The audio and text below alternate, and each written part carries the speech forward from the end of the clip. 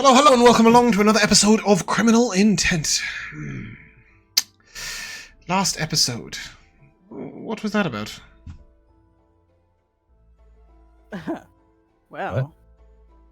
Oh, what was the episode about? Oh, I thought you meant Rico's weird wave. Well, what was that about? But anyway, Yeah, we went for the big one. We went for the went for the real treasure, the very last. Yeah. You did. You fought two mimics first. Oh, that's true. We did. And then, and then you guys progressed on into the darkness. I do want to point out the irony of us breaking into a prison after so shortly breaking out of a prison. Yep. Somebody else's prison, a monster's prison. What kind of monster was it? I'm not expecting a name, just a description will do. It was an Ottala. There was an Otiug there. He was being controlled by a small little blue alien dude who stated that he was the last of his kind on this earth. He was very hungry. He wanted to eat your brain. And you didn't let him. Brain in several thousand years. Yeah, you didn't let him, which was just so mean. There was a vague implication. Josh missed it, so I don't know if I wasn't specific enough. There was a vague implication that Ilovaz itself was destroyed because of these creatures arriving, and this prison being built. It was a pretty vague implication, but basically Ilovaz was a town above this where they were imprisoned, right? Their arrival either facilitated the destruction of Ilovaz, or the building of the prison that kept them in did, or something. You're not sure exactly what the case was. You'd think over these thousands of years he would learn to dig, but alas not. He never started digging through the walls, or even getting the Otiug to dig through the walls. I like the way Ginger's currently scrolling on Facebook. He was too busy plotting his revenge. He was, or waiting for brains. But you guys just about scraped a victory. However, it did involve a lot of running, and one of you ran further than the others. And that is where we will pick up. Well, I can't remember anyone's character names. I don't even know where to start. Gnob, Ambrosia, and William. No, Gnob, Ambrosia, and Cornelius. Cornelius. I couldn't remember anyone's character name. My brain went completely blank. I was like, Josh, Mikayla, and Rico. To be fair, Josh's name does say Ghost Batman right now. So and not only that, but he's named after a bat in yesterday's campaign, and he has multiple dark magic-y, arcane-y type characters, two of which I'm allowed to get their names occasionally confused. Anyway, the important thing is that the three of you emerge from the ruins into the dead of night. It is 4:30 in the morning on Even Star the 25th. As the three of you emerge, why is the theme tune still playing? As the three of you, I've just told it to play something else, and it did nothing. As the three of you emerge, and finish your battle and win and succeed and don't die. From that point, what next? How far away is town? It was a 30-minute walk. It was no, it was a 30-minute cart ride. You are right. So just the first thing that Gnob would say upon notice after killing this. Is it this? Where's the fucking court? So you're in Ilovaz ruins, and you would be headed to Kojoka, I believe. Well, isn't it obvious? DB ran off with it. Filthy rat. Where are we? Oh, okay. Which Yeah, town where are we? to Sorry? again? You'd be going to Kojoka because that's where... Ilovaz ruins, yes. Yeah, actually, and to be fair, I have a note here that says cart would have been left at Kojoka, but I don't think that was discussed in session, so we'll just say it wasn't. No. But I had originally put a note that you guys should have left it there. So you would know that that's where to go back pretty much regardless. It's where DB is most likely to be, but it's also where you would find rest. You know, there's a tavern there. You probably pass through because you're on the way there. You know that there is a tavern there called the Gates to Ilovaz. Yeah. So how long will it be on foot? Right? We don't have a choice. Yeah, I would say 45 minutes to an hour. Fucking hour. Jesus. Can barely stand. Do you want to sit down and take a breather? I would assume we are picking up an hour after the fight. You guys probably sat down, lay down, say short rest.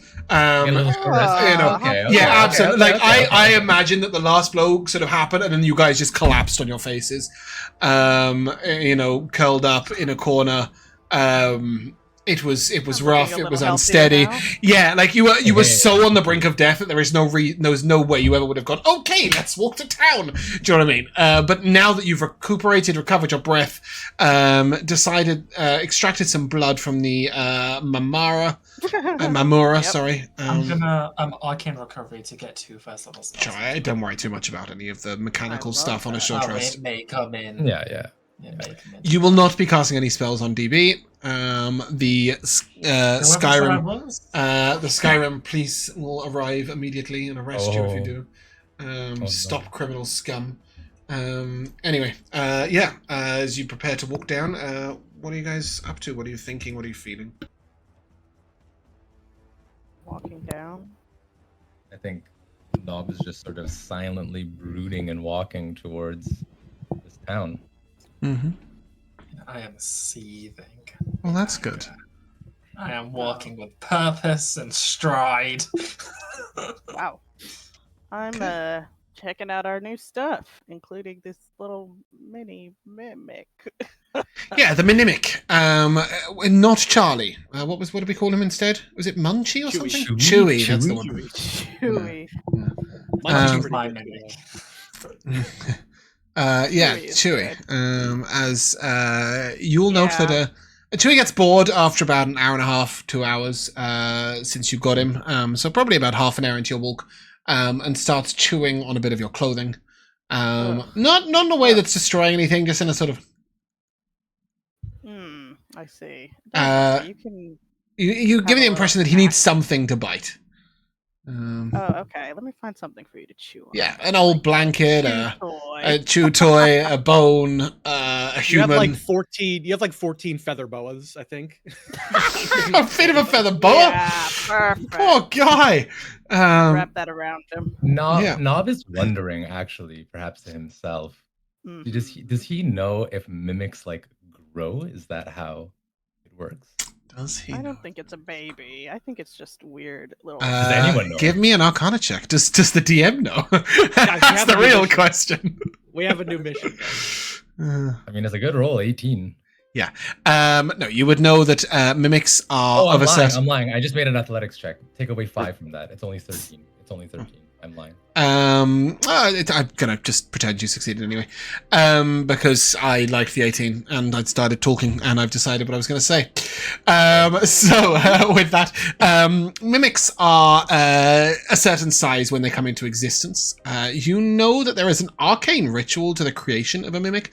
They do not procreate. They appear or are created. It's not necessarily always created by a person or a being. You'd know that sometimes just specific magics occur, but they usually start off as an object and then become a mimic and then later mimic objects. What's interesting about this is obviously that the size is set right there and then. And whilst they can expand and contract a little bit, Chewy, for example, could be as small as a fork. Or as large as a small pile of jewels, or perhaps a soccer ball is probably about as large as you'd get. Lovely, beautiful miming me. Like a small little lockbox or jewelry box or something. Exactly that. Yeah, exactly that. Like a little, yeah, exactly a little. In fact, I think Chewy was a music box when you came upon him. Oh, how cute. I only played 2 notes though. Do do do do do do do do was the only notes he played.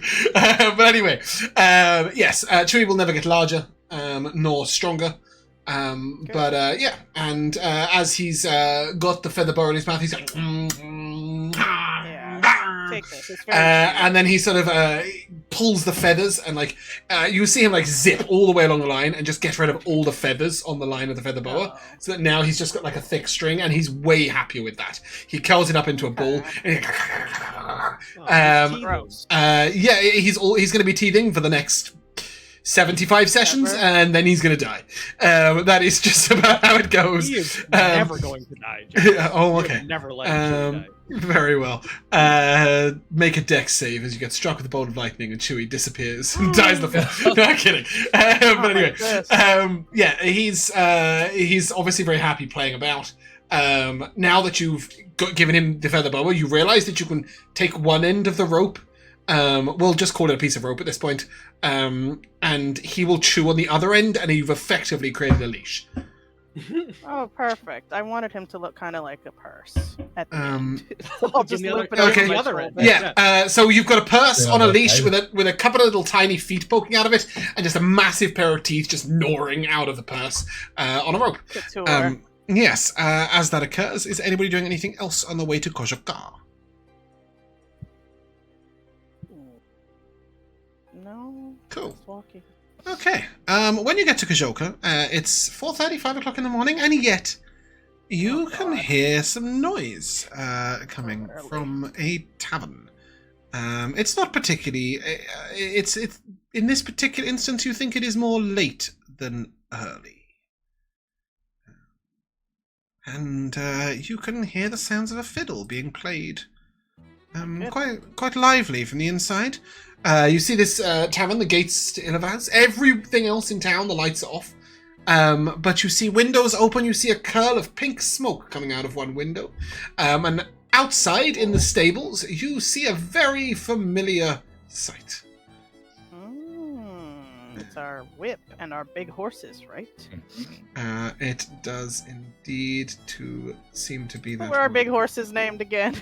Oh shit! What were their names? I named one of them. Percy?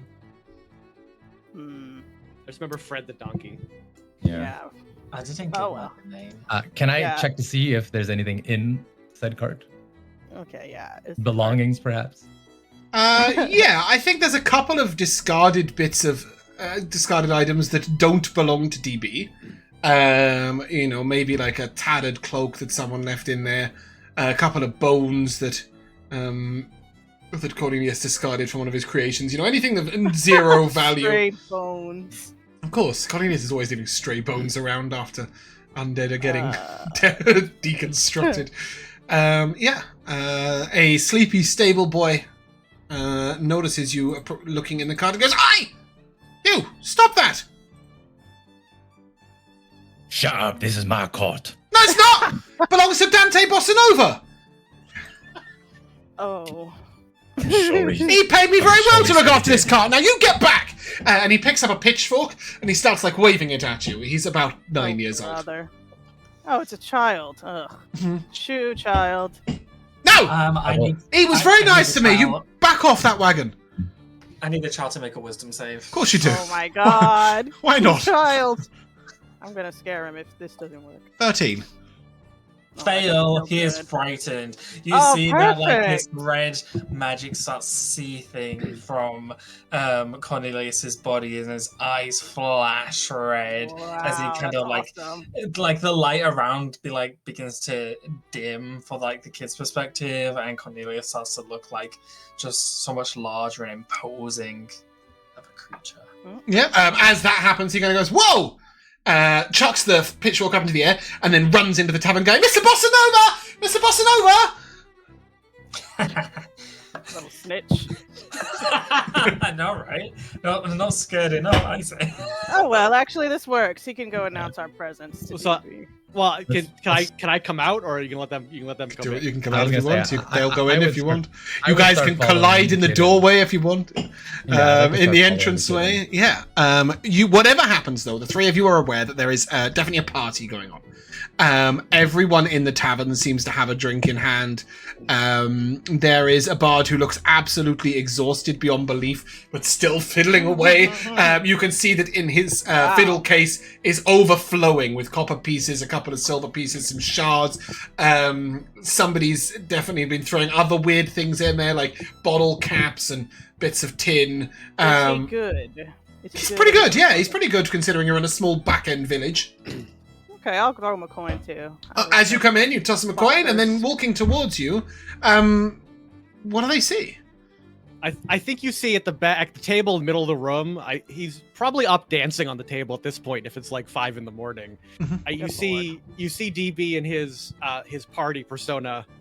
Is that this one? No, not that one. No, the purple one. Party clothes. Oh, the ball clothing. Yeah. Yeah, Okay. the purple one. There we go. Wow. You see DB, and he is on top of the table. He has a mug in each hand, and is just is just surrounded by people that are partying. You see the harried waitress coming over with another tray full of drinks. Yep.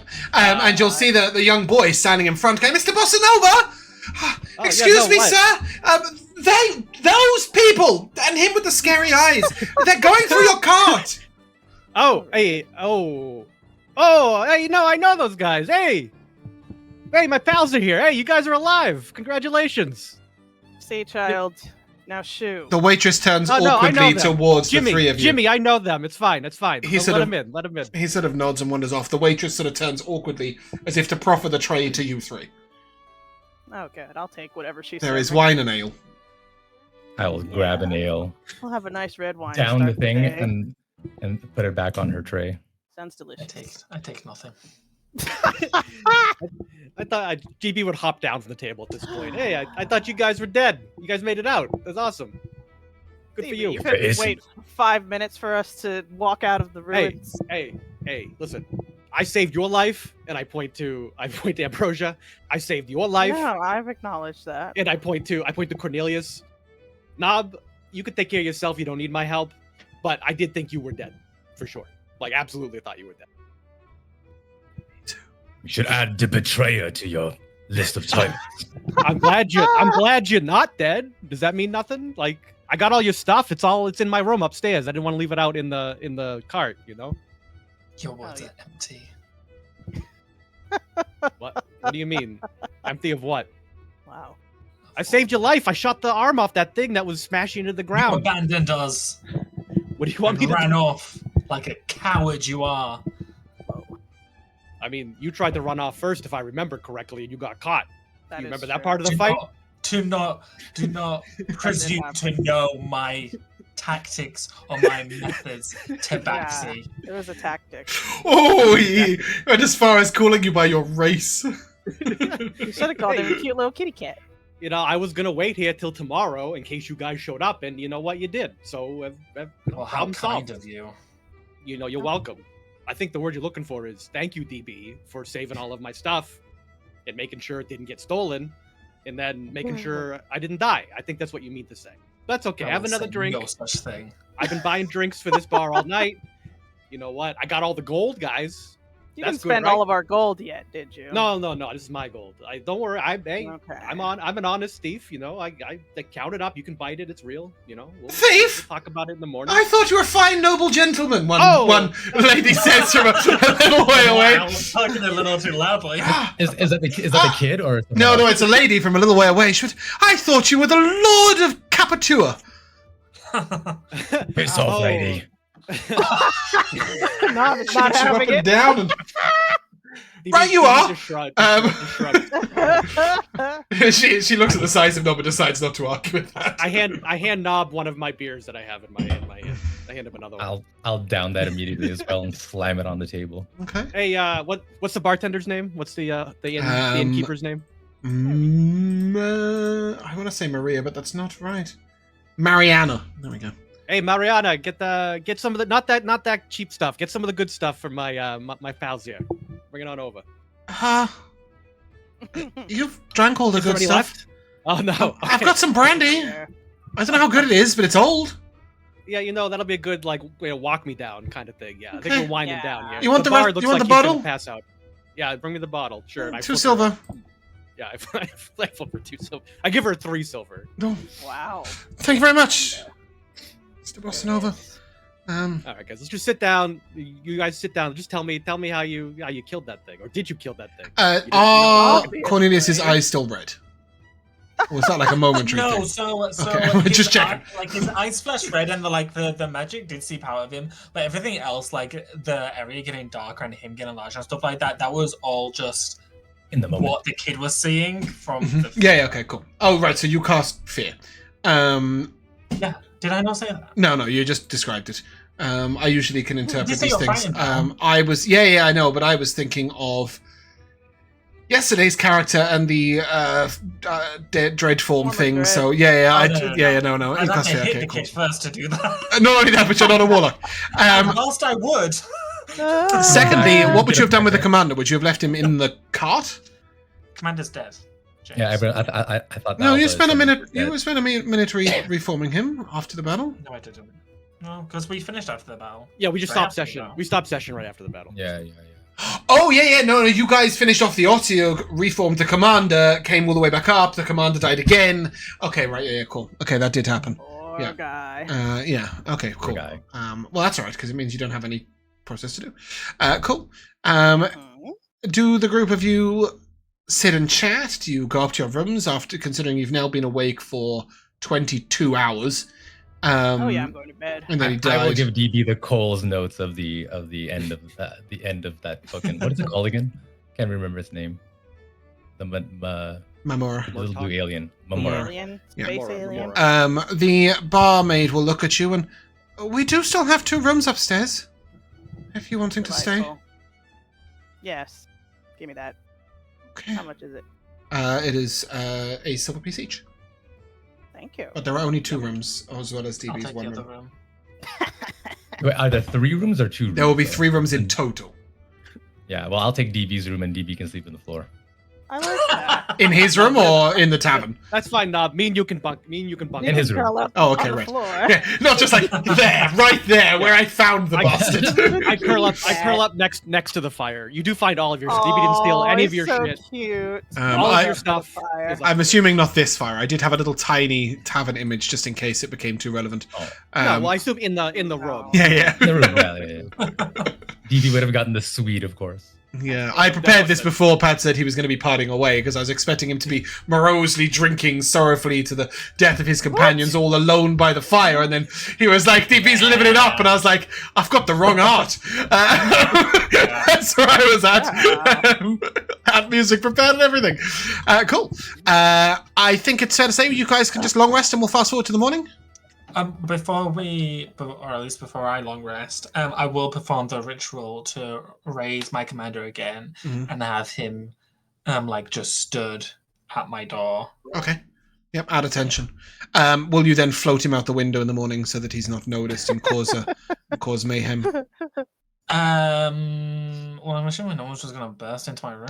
No, I meant from the room to downstairs. You're going to go down for breakfast and then out to the cart, but what are you going to do with him? Yeah. We'll just I'll float him have out the window go or something. full spectral. Okay, and, cool. Yeah, exactly. Just Good, go through great, the wall. love that.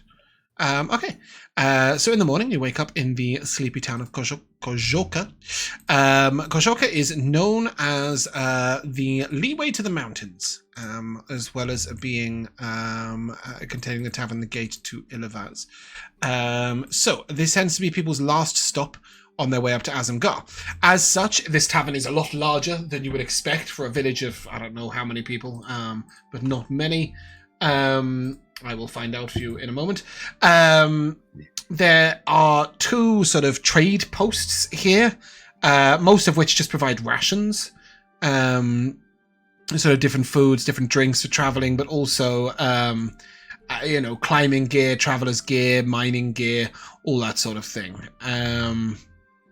It's prepared for to prepare people for going up the mountain to visit Aasimar. Therefore, quite a lot of people here would have knowledge of Aasimar, but not many of them are. It's definitely prepared for a sort of people coming in and out based on the mining seasons. It's not a very large town as base. There's 95 people in Kojoka. Are either of the shopkeepers dwarven by any chance? Because presumably they would have more knowledge. But you did see 2 dwarven miners who had come down for some supplies. What they were actually looking for was animal skins and furs, which obviously they find hard to source up in the mountains. And they were very pleased with their trade. They were going back to Aasimar, not in the morning, but the following day. So effectively 24 hours from the morning that you wake up. They were called Brandus and Goron. That's ironic. I think that was a Goron in Marked Relation. Yeah, I just have a large list of dwarf names, and those 2 were at the top. So Brandus and Goron. And they are miners by trade. You probably could have had a good chat with them the night before. What sort of thing? I definitely bought. I was buying drinks for the whole. Oh yeah, and they drank for the whole bar. Bought them a drink. They when you bust open the keg of dwarven ale that was behind the bar, they were very happy. What sort of thing would you have wanted to know from them? I mean, we know. So the only thing we know, in or and out of character, I think, is just that Aasimar is a dwarven fortress.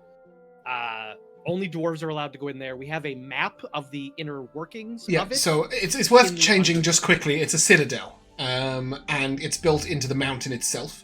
There is a little bit of an external fortress. They do have an open market out the front that once a month that others can visit, where they will sell wares to non-dwarves. But other than that, it is dwarves only allowed inside. They have large, extensive mines that go down, not quite into the Underdark, but deep into the mountain. And you know there are passages from the mines down to the Underdark, which is why you are going to come up through the Underdark.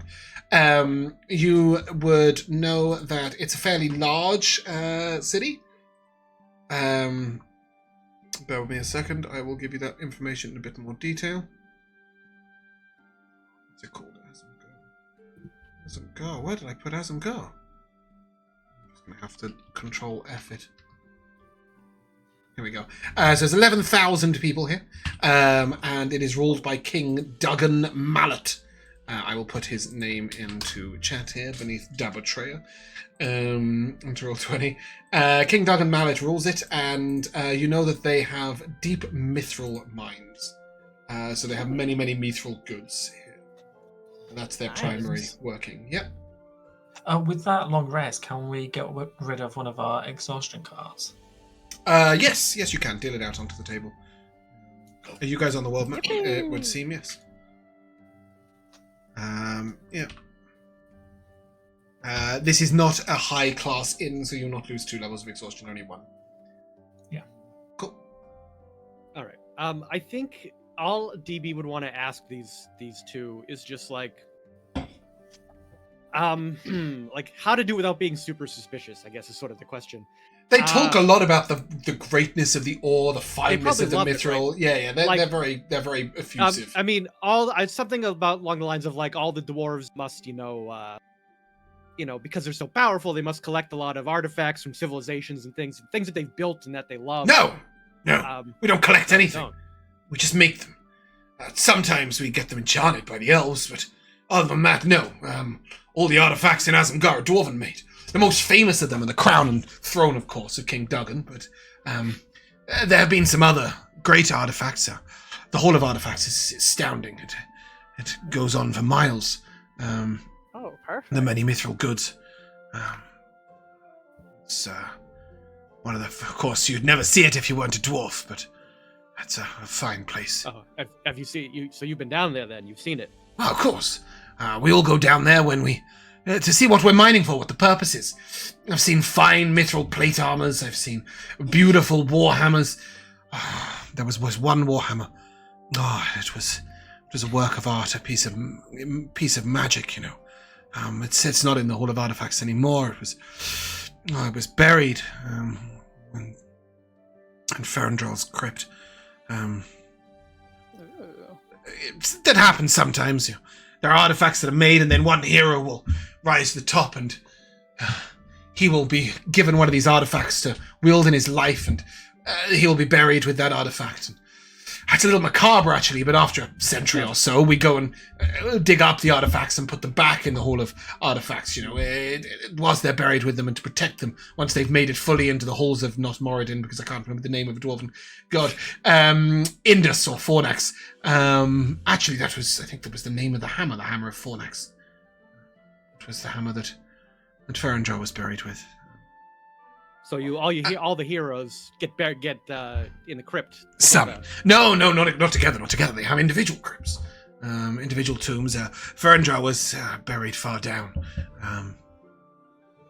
close to the lava fonts that killed him. Actually. Well, lava font. That sounds scary. I don't want to go down anywhere near that. Oh well, sometimes the other one begins to speak, or sort of. Well, sometimes we have to open up more lava fonts to power the forges. That's how we power the forges. Natural volcano under Aasimar, the lava flow is integral to the working. We had some fire elementals come out of it once. Fought one of them off myself. I did with this here, my miner's pick. And you'll see that his miner's pick is mithril and has little runes of enchantment along it. He says, this is very useful, miner's pick. It lets me go up in the air and down very slowly. He will tell you that it casts levitate and featherfall. Very useful for a miner. He's very proud of it. You can see they're fairly well-to-do people.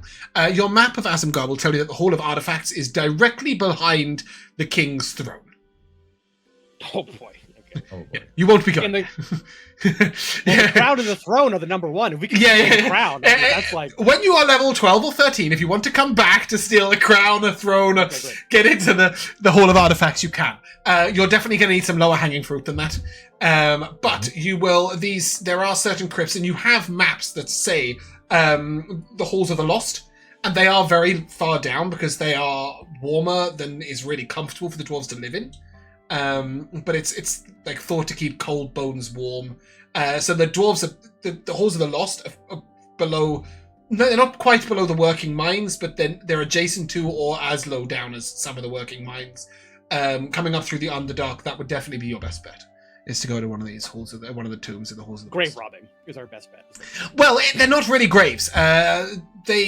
They cremate their dead, and their ashes are sometimes put there, sometimes not.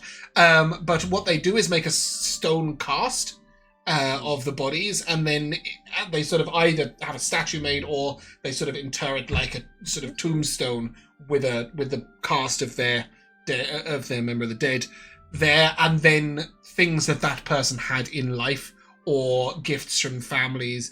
The richness of the crypt is really a sign of how important the people who were buried are. And in the Halls of the Lost, only heroes, important warriors, high clerics, kings, those sorts of people are there. It's not just every dwarven member of society. Right. No, the Hall of Heroes. Not Yeah. every dwarf's a hero. Exactly. That, but, Exactly. Yeah.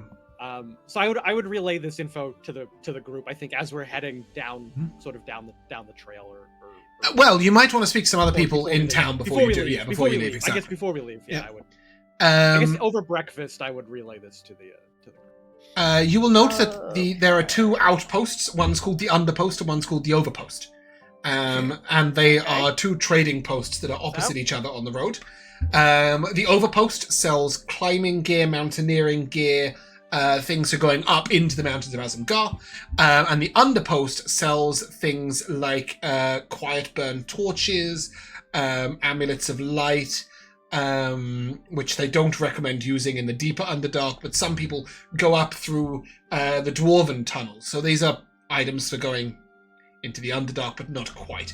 You guys will be going deeper than that, and this map does show you where that entrance is. The map you got from... Is he called Simon? Did I make that up? The otter. Yeah, the otter. The otter. Oscar. I don't Oscar. Oscar. Yeah. Grouch. He wasn't a grouch. He was lovely. Oscar. Anyway, the map let me does get show this the entrance to straight the real Underdark. quick. Do they have like going- the Underdark equivalent of like bear spray? Is that like a thing? No. No, not a thing. There are silent horns of silent alarm that you can use to signal between two people to warn of danger without attracting attention. They sell night shine by the bottle, which is something you can put on your eyes to give you dark vision when in the dark. Don't put it on before you do because it gives you light sensitivity. They sell Pawafwis and soft-bottomed soles. So soft-bottomed soles are basically like little leather pads with grips that go over your shoes to keep them very quiet. They're not very durable. You wouldn't be able to walk on the outside land for very long with them. They only last 3 to 5 days before they wear away, but they do at least keep you quiet while you're in there. I kind of want some of those anyway. How much are those? Yeah. So soft-bottomed soles are 2 silver pieces a pair. I will be taking one. I'll take a I buy 5 of them. Okay, it's a gold piece. Okay. Wow. I'm not going to This be is silver outdone. pieces. 2 silver pieces a pair, yeah. So, Done. and basically they give you advantage on stealth checks made to not be heard. Specifically, they won't help you to not be seen. And the other item that they have that I was just mentioning was Pawafwis, which is basically Cloak of Elven Kind, but it's an Underdark version. They do burn away in the sunlight, and they're quite expensive, but they are there. And I'm now realizing that quite expensive is the least descriptive thing I've ever said. And I will get you the actual price. We're flush right now. Who knows? I have no idea. I can't remember what quite expensive is in this world. I must go to my price place. Cloak of Elven Kind. Oh, Pawafwi, Cloak of Elven Kind, 90 gold pieces. No, thank you. I'll take these James, soft that shoes. list of potions at the gate to Ilivaz. Yes, this is an old lady. She's a little way away, and she is just known as the herbalist in town. And there's a little sign that's sort of outside her house. It's like a wooden sign that's sort of been stuck on a little awkwardly that curves a little bit, and it just says herbalist in big letters. Straightforward. I think Gnob would like to purchase some of these Yeah, just grab whatever you want, spend the money. blue mountain flower potions. Yeah, that's only level 1 spell slots, yeah? Yeah, I only have level 1. That's all he I'm needs. sure it's very good for you. Yes, endless shields. Josh, are you looking for any soft-bottom soles, any Pawafwis, any anything else like that? I don't. Potions, first level spell slot potions, Blue Mountain Flowers. Oh yes, the blue. Blue Mountain Flower potions is level 1 spell slot for free. So it doesn't give you an exhaustion or anything. You can drink as many of those as you like. Great for using shield or resummoning poor undead dudes. Yeah, I'll get 2 of those. Cool. Fantastic. As you guys are making these purchases, the old man on the underpost, who is a deep gnome, sort of looks up at you and, going into the Underdark, are you? What do you know about the Underdark? I don't know. Dark. Pretty dark there. Yeah, no, I was gonna make that same Dark joke. Now. and it's under. The drow from there. There are many peoples who live in the Underdark, but their cities are well divided. Well divided, well defended, well hidden. You'd never find them, a landwalker like yourself. Jesus. Don't want to get lost down there. It's a place of danger. I don't know. We're pretty tough. We fought a bunch of weird stuff already. I kind of pull out. You're landwalkers. I show him a little bit of the Chul carapace. Ugh. What is with this track playing every time I click this playlist?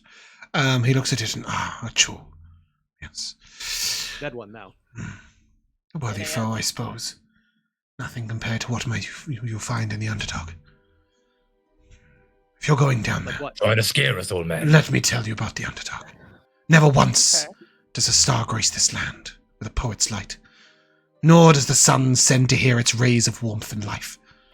This is the Underdark, whose sky is a ceiling of heartless stone, whose walls show the grey blandness of death in the torchlight of foolish surface dwellers such as yourself who stumble here. This is not their world, not your world. It is a world without light. Dark corridors meandering endlessly in winding courses, connecting vast caverns with tight corridors. Mounds of stone as pointed as the teeth of a sleeping dragon. Tear down in silent threat or rise up from the darkness to obstruct your way. Down in the Underdark there is silence, both profound and foreboding. Crouched hush of a predator at work. Too often the only sound, the only reminder you can hear is a distant echo of dripping water, and the too loud breath of a surface dweller that releases as their fear builds. Like the heart of a great beast, slipping through the silent stones to the deep, Underdark pools of chilled water. That drip, drip, drip will remind you of the passing of time. Passing of time before you find your death surface dweller. What is time when you are there in the great darkness, in the lightless world? What secrets await you? What horrors lie on your path ahead? Only imagination can reveal. That is the Underdark where you are seeking to go. That is where you will find your death if you are not prepared.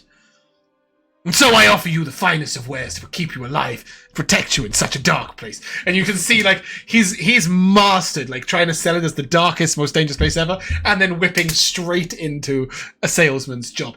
I've got potions here. Yeah. Potions that will keep you alive. Potions that will let you see in the dark. I've got scrolls here that will let you teleport from one place to another in the situation that you might be dead. This guy just gave us an unskippable ad, is what just happened to us. Yeah, yeah, he did. He did. But Thank you for your poetry. Yeah, that passage I just feel the timeshare in the that passage deserves a read. Just a little bit of context. That passage is from R.A. Salvatore's Drissoerden books. And it's the opening passage from the book labeled The Underdark, and I just think it sounded like a so cool, right? Yeah. And I just think it sets the scene beautifully. So I thought I would stick it on the salesman, because why not? But yeah, I liked it. In character, DB's like, yeah, it's dark. We get it. Like I don't know. Well, he will offer you 2 items. The first is this is my very own book. I've written it for a collection of tales of others. It's about beasts in the Underdark. And it is called The Underdark Bestiary. Mechanically, this will give you advantage on any nature or survival, or religion, or otherwise checks to determine the nature of creatures or their resistances, etc. He is selling it for 2 silver pieces. Oh. And the second book is Traversing the Underdark, and will basically tell you about the more natural threats. It will give you advantage on any nature or survival checks to understand the actual terrain itself, and may assist you in navigating. That is not sold by him. It's quite an expensive book. He's only got 2 copies. It is 2 gold pieces, and it is penned by a traveller called Eamon. Do you want to just spend the group fund money on just get both of those? Probably we got. The DM would advise. Also, whilst he will say, whilst torches are sometimes mandatory in places of pure darkness, he does advise against them. Being able to see in the dark is far safer. If you do light torches, you may attract all sorts of danger to yourself and others. Bright lights. Is the dark vision provided by the potions better than natural dark vision? No. If you get the manufactory one, it does double your dark vision. The manufactory potion that I think she has that, right? The herbalist. He doesn't. He only has Nightshine, but she has that. I think there's a downside to the Nightshine that there isn't to the manufacturing potion. Yeah, Nightshine, yeah. The manufactory is just granted, but I think it's a lot less time, right? It's like an hour. No, it's till dawn. The manufacturing is till dawn. Oh, cool. No downside. Yeah, okay. It's just 4 times as expensive. It's right. Okay, it's much more expensive, right? I bought one. Great. Yeah. Well, James, what was the name of the second book? By the second book? Traversing the Underdark by Eamon the Traveller. It is worth mentioning that you would know books by Eamon the Traveller. Eamon the Traveller has a collection, I think it's 18 books. There is Traversing the Mountains, Traversing the Desert, Traversing the Winterlands. Eamon is a wood elf who basically tried to walk from the easternmost point of Kalan to the westernmost point of Galania. Across the archipelago. He didn't walk across the water, he did take boats, but in general he tried to walk every terrain, every biome, everything. And this was his final book, Traversing the Underdark. He hated the Underdark, he wasn't a big fan, and he will say that in his preface, that it was this that stopped my adventuring and led me to seek the comforts of a natural home. That's comforting. Isn't it just? For him. He now lives in the Glovendale and is still alive, should anybody wish to visit him, despite the fact that this book was penned over 80 years ago. The 18th of his tomes. Classic elves. Hmm. Okay. So is this old guy selling anything else? I mean, you can leave him. His full inventory We got the books. includes. He has a scarf of muffling, a pawafwi, and the boots, the soft sole boots. You'll have to look up some of those soft. You'll have to look up the scarf of muffling if you're interested. It's 40 gold pieces. I can't remember what it does. Well, I'll tell you. As an action, you can throw the scarf at a creature within 60 feet of you. Dex save, blah, blah, blah. If it fails, it prevents it from speaking. There you go. So he has that. He has silvered... silvered dagger. And he has +1 arrows. Silver? He has Why? Are there silvered, like werewolves down there? Silver daggers. He knows... He will tell you that some creatures down there may resist regular weapons. But if you have magical weapons, they will surpass those resistances. If you don't have magical weapons, Novel smile at Tabaxi. A silvered dagger is 10 gold pieces, which is ironic because you get a lot of silver from that point. He will also mention. Can you use a spear? A silver Ambrosia? spear? No, Can I use a spear? Is that a simple weapon? Isn't it? Yeah, I think it is. Maybe. If it's a simple weapon, then yes.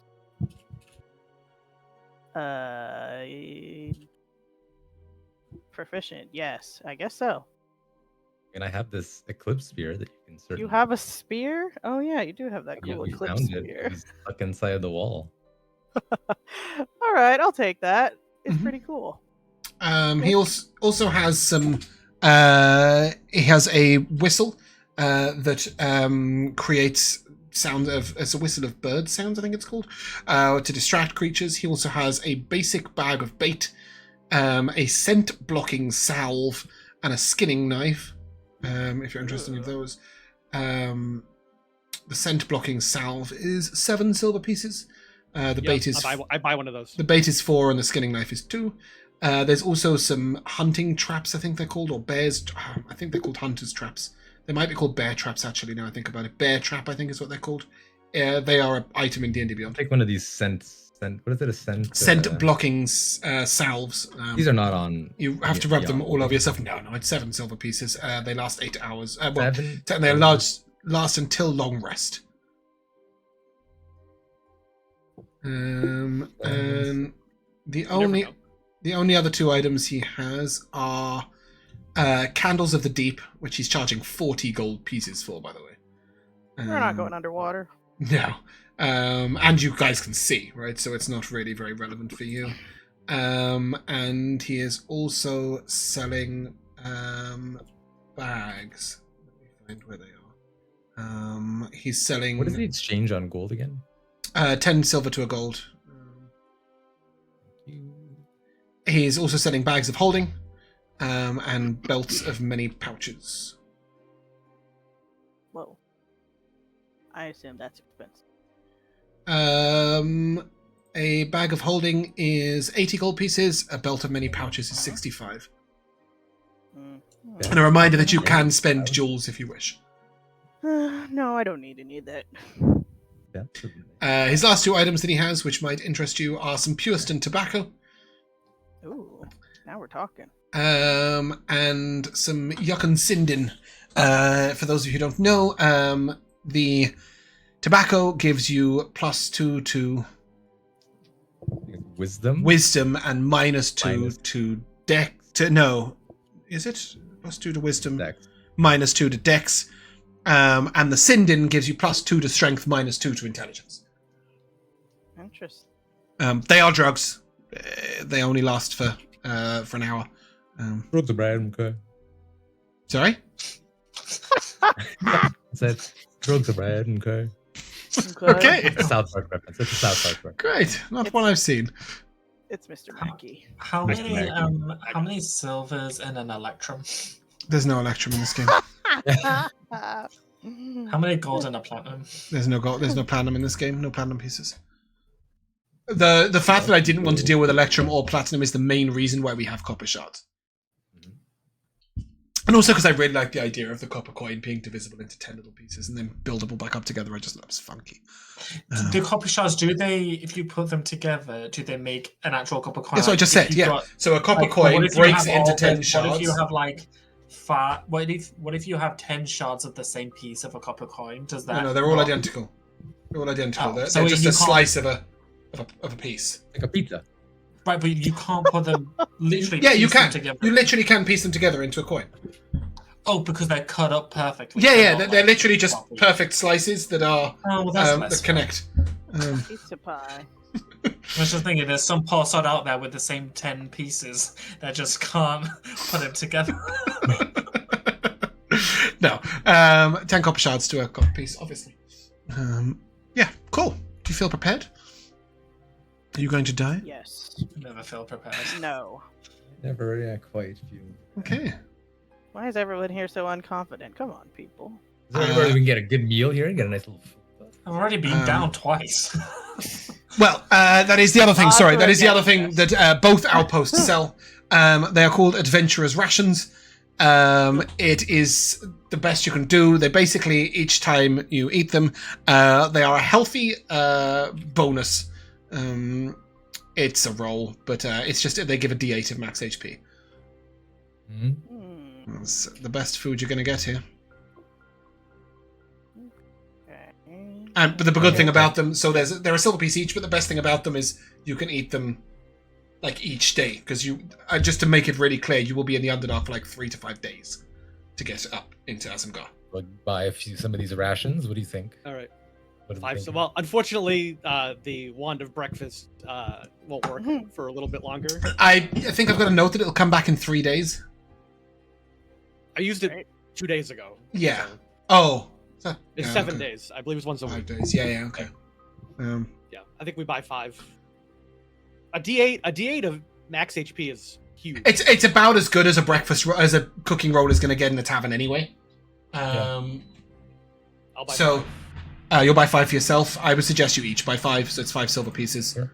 and that way you've got 5 days of max HP buff.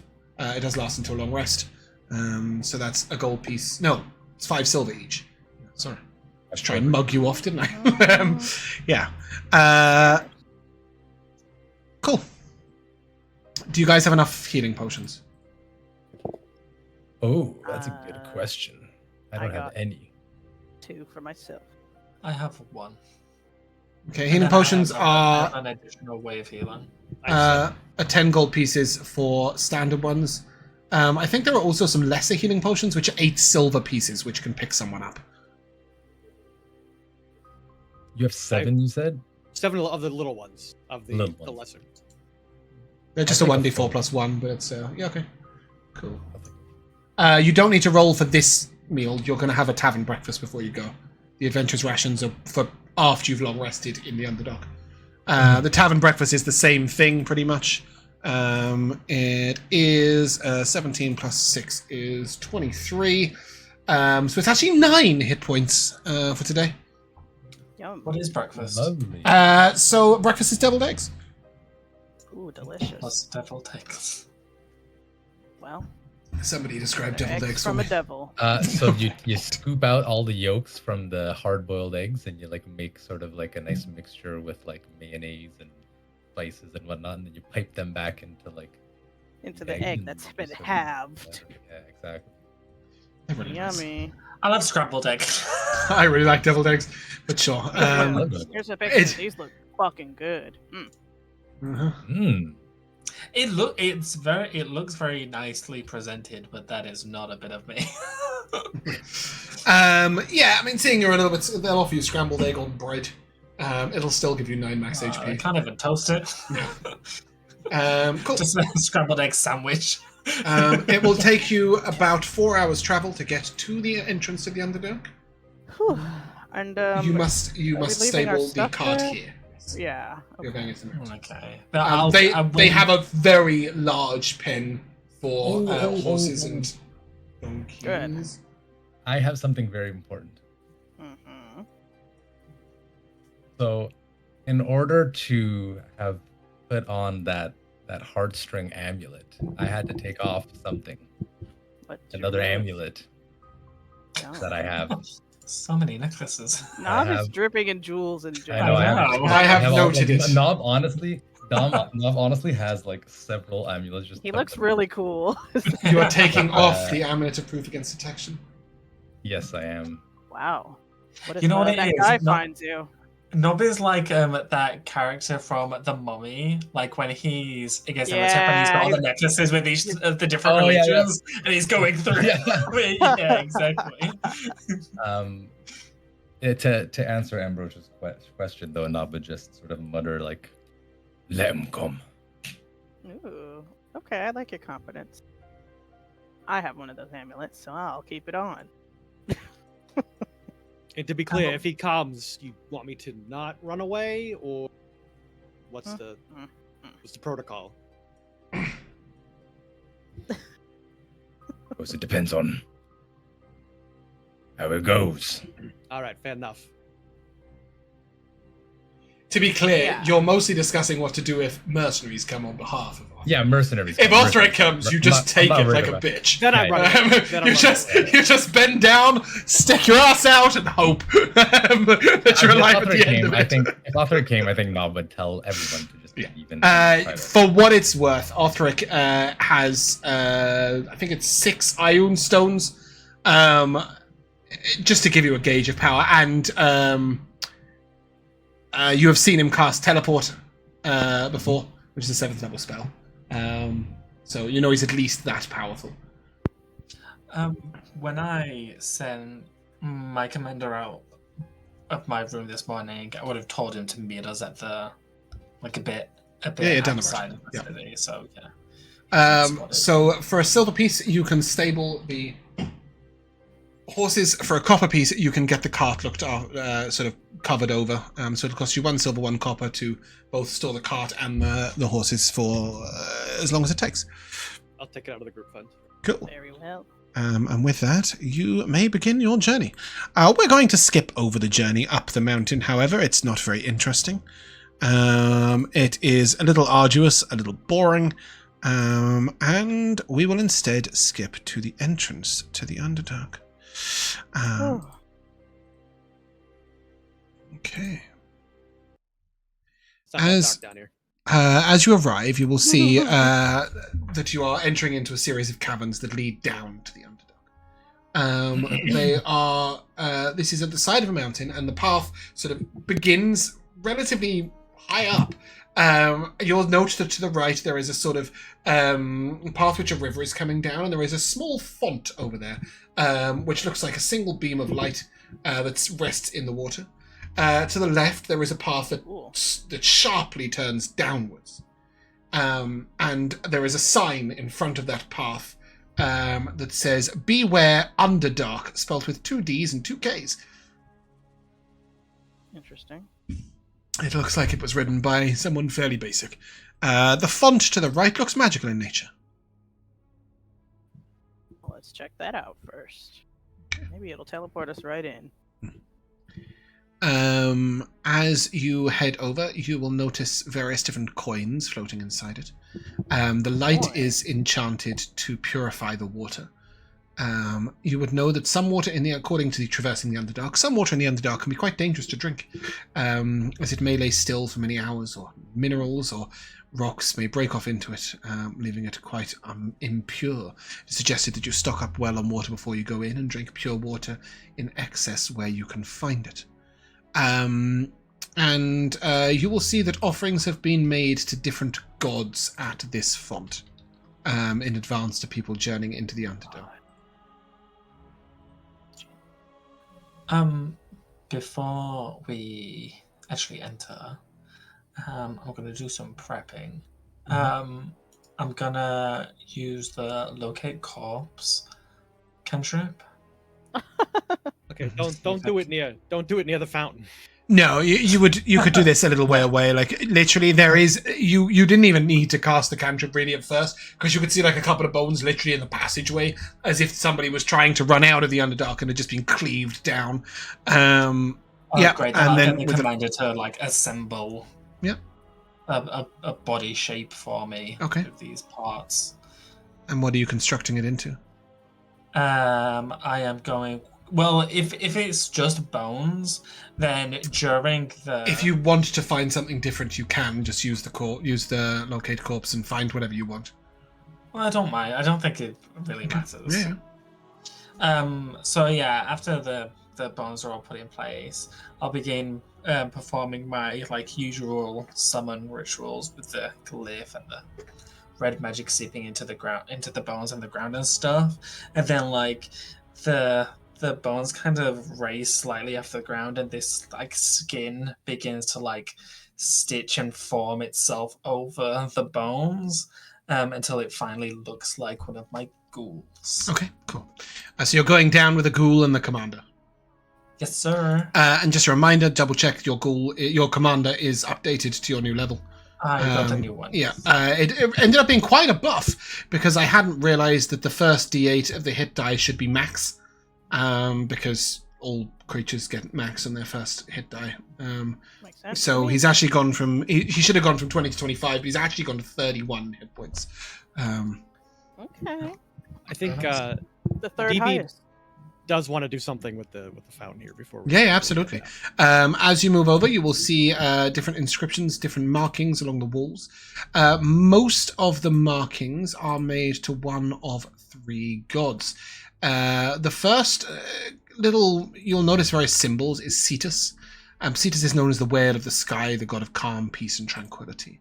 Not really a god who gets involved with people much, but quite a common god to give offering to in a place like this where chaos reigns so supreme. The second is Canis, the god of ambition, pursuit, and the unyielding chase. Most people who are pursuing into the darkness are doing so for a reason, often vengeance. And finally, to Aquila, the eagle of the stars, the god of the lost, and the god and the bearer of messages. You would assume those offerings are made by people emerging from the Underdark who lost companions. What are you doing, DB? I think DB, it gets quiet, which is weird for DB because that pretty much never happens. And you see him sort of pull out a necklace from around his neck, and I'll put it in chat here what it looks like. I don't know if I've sent James this picture or not. Nope. But it appears to be this sort of glass, sort of cat eye marble. Oh, cool. And he's like going to say a little prayer to Sebastian, who is sort of the god of like protection, right? Is kind of one of his. Yeah, he mostly is the god of protection and abjuration and arcane experimentation. Yeah.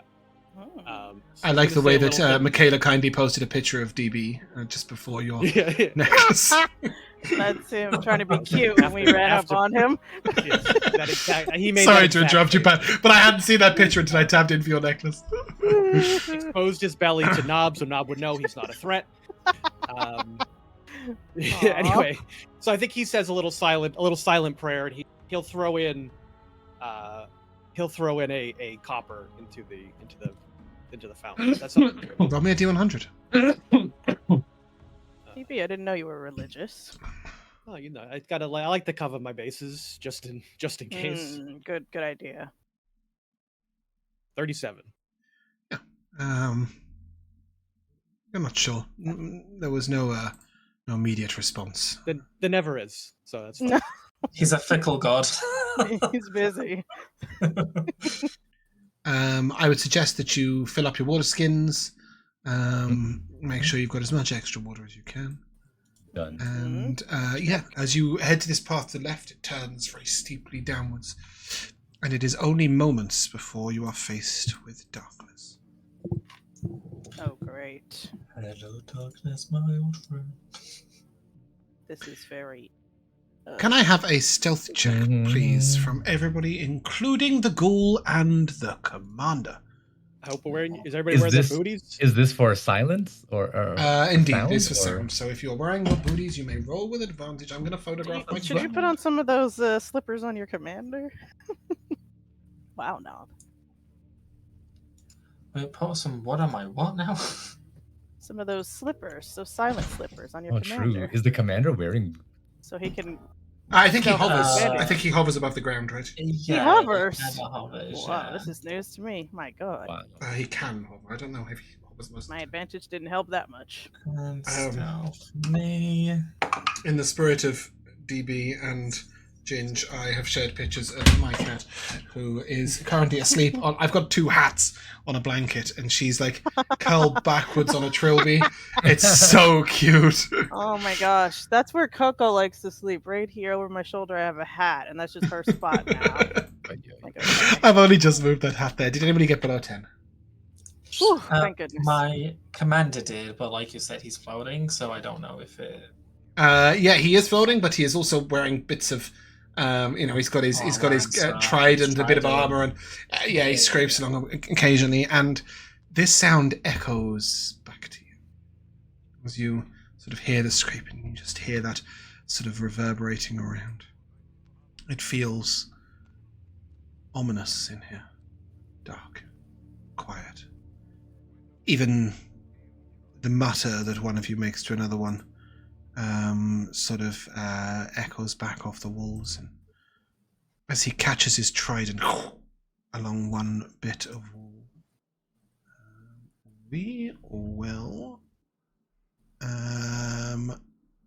enter into a little area, and with that I will ask you please to put your tokens. Noted. Yeah. Well, that gnome really undersold it. It is real dark. Mm-hmm. Where did you say here? There we go. Yep. Josh, if you'd like to bring the United Collection of Benetton. Oh, this is okay. Cute. By the way, if I never have to draw another line of dynamic lighting in my life, I will be quite glad. I couldn't find a single pre-done dynamic lit map of the Underdark anywhere, so I had to do them all by hand. So if there are some mistakes, you will forgive me. As you hear that scrape, you hear it echo off to the left, as if bouncing back off.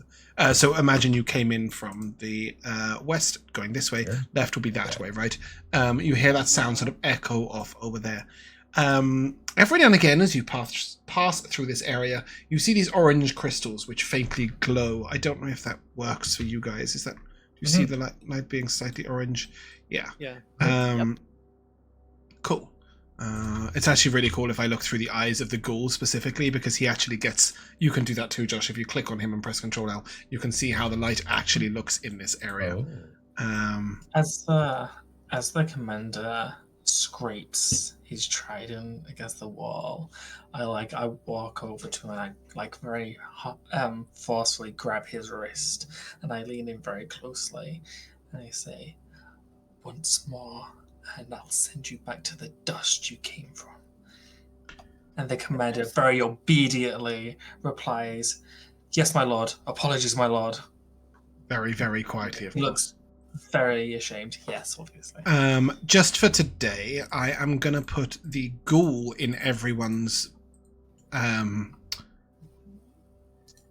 spells and assets, but basically any one of you can click on the summon ghoul and press Control and L, and you'll be able to see what this would look like if you had no dark vision.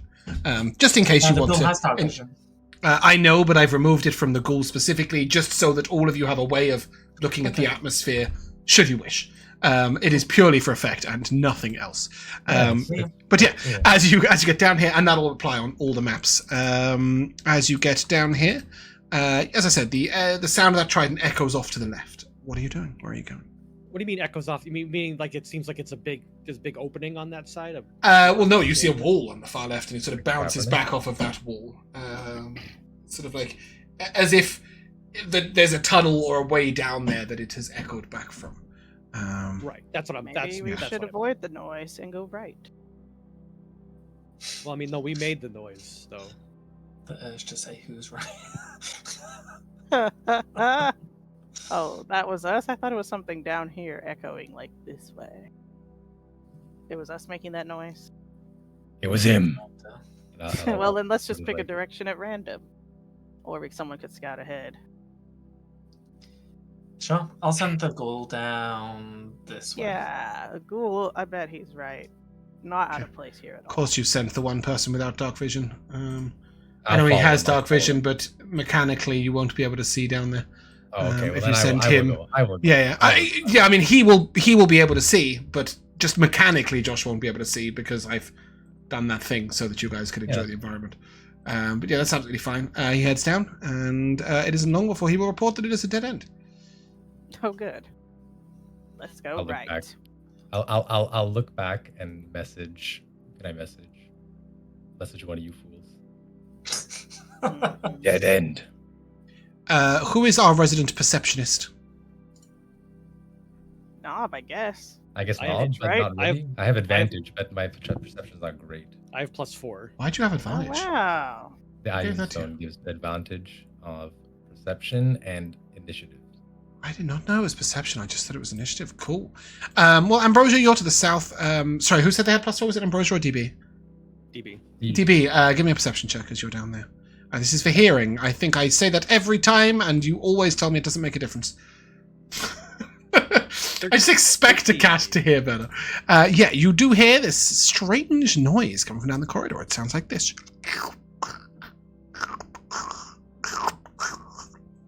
It's quite vile. Some sort of slime. Yeah, I don't know. Something slurping down there. I don't know what it is. I don't know if they're enjoying it or if they're not enjoying it. I can't tell.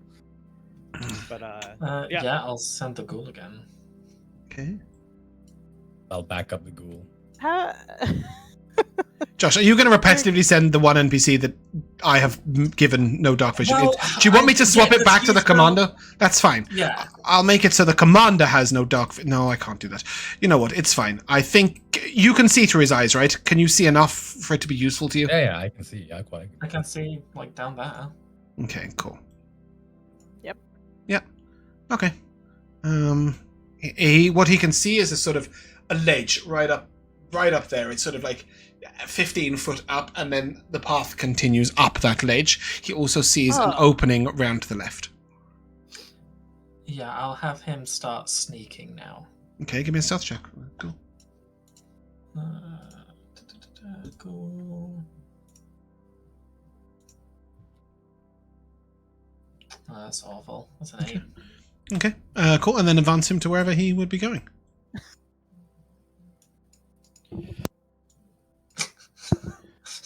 Oh, I think I see a little slither of something here between these. Yeah, he sort of reaches over the rocks. He sees some green slime that looks like it's dripping. Gross. And then if you take one more step... I don't want to. There you go. That's fantastic. You can all roll initiative. Expect the next 3 to 4 sessions to be absolutely full of combat, and then we will do some heisting after that, which has almost no combat at all. It's going to be, you're going to get a lot of combat down here.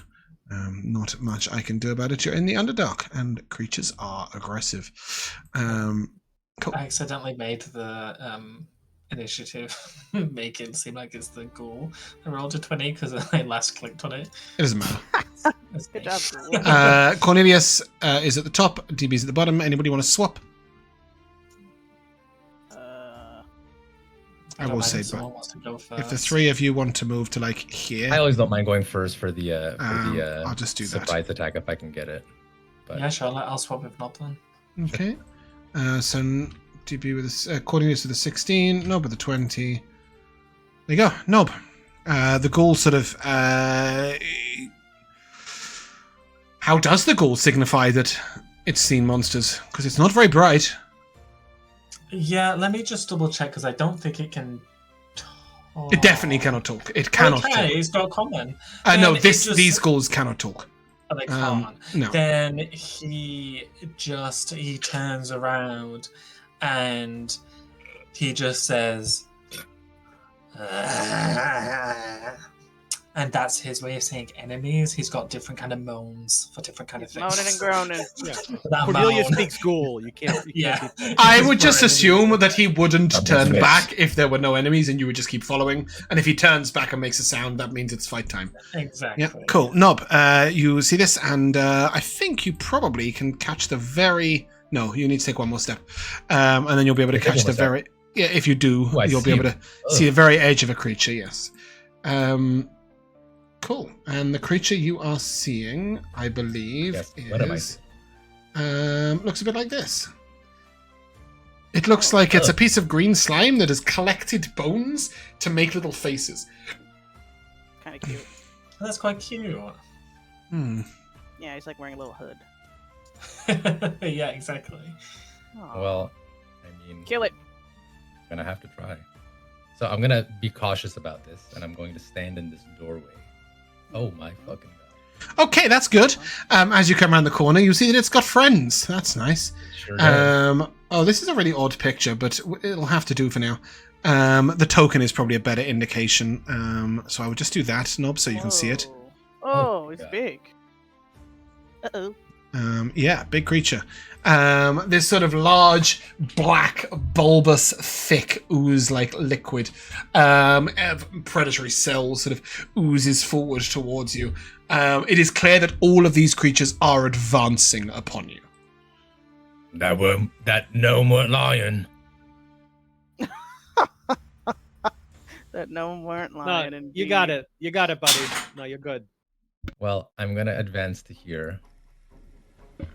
Mm-hmm. Good God. And I am going to... Oh my gosh.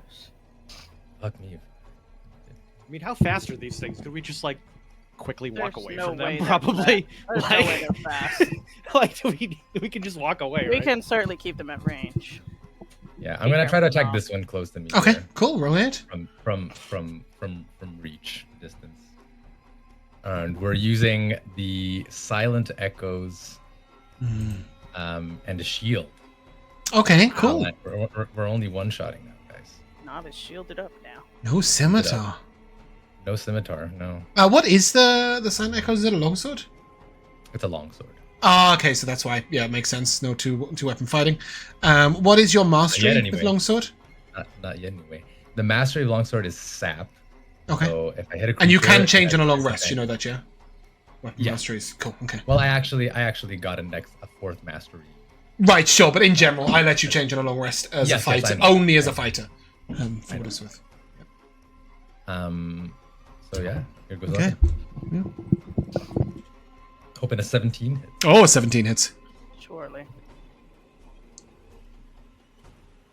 Very nice. That's 16. Sorry, Wow. 12 slashing and. Don't need to divide it with these. Yeah, takes it in full. Creature is severely wounded. And sorry, because I am now no longer able to double attack, we're going to throw a booming blade on that. Okay, cool. As the creature becomes wreathed in sonic energy. Mm-hmm. Your booming blade is going to be a blue dot going forwards because it's right at the top and it's easier to keep. Do you back off or do you stay there? Yes, I am going to back off. Okay. I'll back off. Ambry. Okay. I think I'm... Oh, sorry. I forgot to throw in the surprise attack damage. Oh my god, yeah, you might kill it. Yeah, you will kill it. You will kill it. It has 3 hit points. Wow, fantastic. Cool. Yeah, with that, Obliterated. he is dead. Okay. It doesn't explode in a No. acidy mess or anything? Okay, good. No. You did know that a bit of acid splashed when you first hit it. Mm-hmm. But that's all. Alright. Before I walk over here, let me look at the ceiling. There's nothing slimy on the ceiling going to land on me. No, the ceiling here is quite cramped. It's only about 9 foot tall. Gnob can't even overhand swing his weapon. It's very cramped here. It does open up just here. I don't know if you can see my line at where Gnob is. Yep. It opens up there into a much wider, much higher ceiling. You don't see any enemies up there, though. Good. Then I'm just gonna, I think, just vicious mockery, that thing, right? How wise could a slime be? I'll ask this one here for a wisdom save. Okay.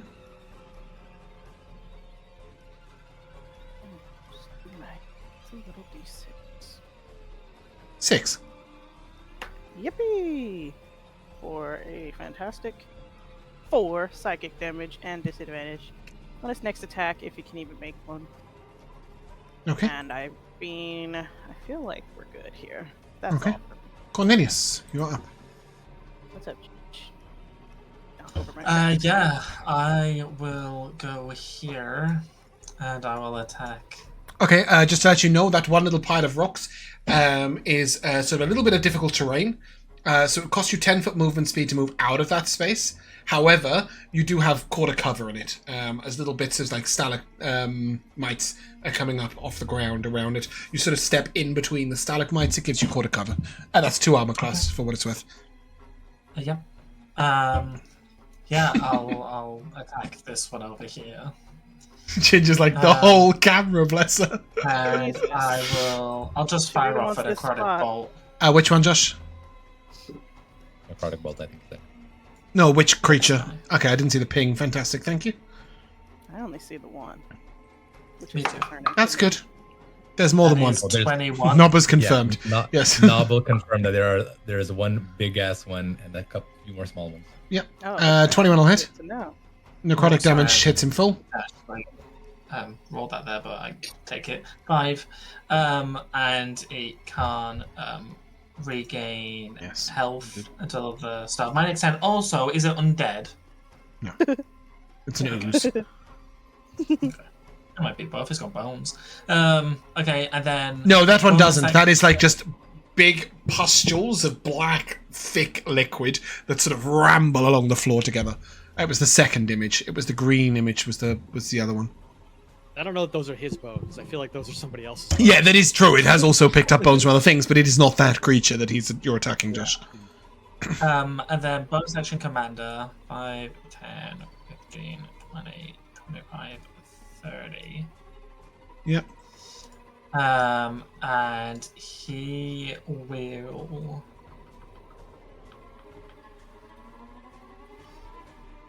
He'll do a chill touch on the same enemy. Okay.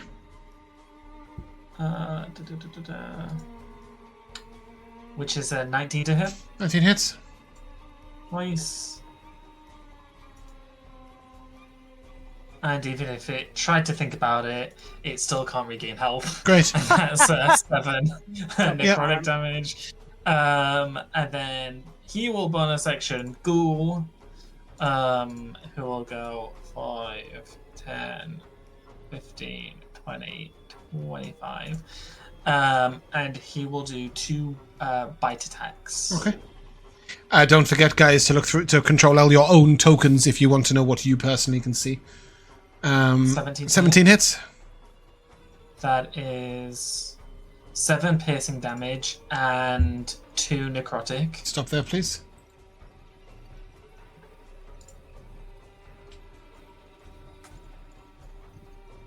Holy guacamole. Cool. It splits in 2. Uh-oh. Oh, Which no. one? What in the Slay the Spire is going on? He bit it in half. Was that from the piercing damage? It took both. Damage? Piercing and necrotic. You would gauge that it's more a case of how much damage you've done overall. Do I recognize which one of them was the one? They both would have the same hit points. It's just split. Like, Yeah. Okay, then I'll just attack the one closest. Okay. With the second bite. Yep. Oh, that's a nat 1 to hit. I'll miss. Yeah, as it sort of splits out, the bite goes right in the middle. Yeah, that is me. Okay. Ambrosia. Is Chewie getting involved in this fight, or is he chilling? Not going over there. He's so Okay, small. cool. Just thought I'd double You just check. threatened to kill him before we started. Yeah. What are you talking about? That's thought I'd just double check. All right. Chewie will attack if something is within range of me. Okay. But yeah, his attacks are all 5 feet, and he has 4 hit points. Cool. Those two will take the dash action. Oh my god. DB, you're up. They said, Great. all the way along the floor. DB will meander around the corner here and see these two oozes. It's very convenient. They've moved close enough that you can hit them now. Yeah, it is great. Yeah. Thanks a lot, fellas. I don't need to use my Tabaxi movement now. Okay, you know what? Out. Commander's got it under control. We're not going to go all out here yet. So we're just going to fire a Sorcerer's Burst at the bottom. Yep, do you choose that damage? Yep. What type would you like to do? I don't know. Let's see if I hit first. Oh, yeah, there is that. I do. We're going to do... That feels good. You hit him already with... Gnob hit him with Psychic. Is Psychic on your blade? Psychic and Necrotic. All right, then we'll go with Psychic. Oh, you can do Psychic? Cool, I thought it was just the standard elementals. So that's for 6 damage. Is that the bottom one, by the way? It is, right? The bottom one. Oh, an error occurred. Oh, no. What does that mean? I don't know. Looks okay to me. Okay, cool. Yeah. All right, I'll make sure nobody sneaks up behind us. I yell, and then I... Funky.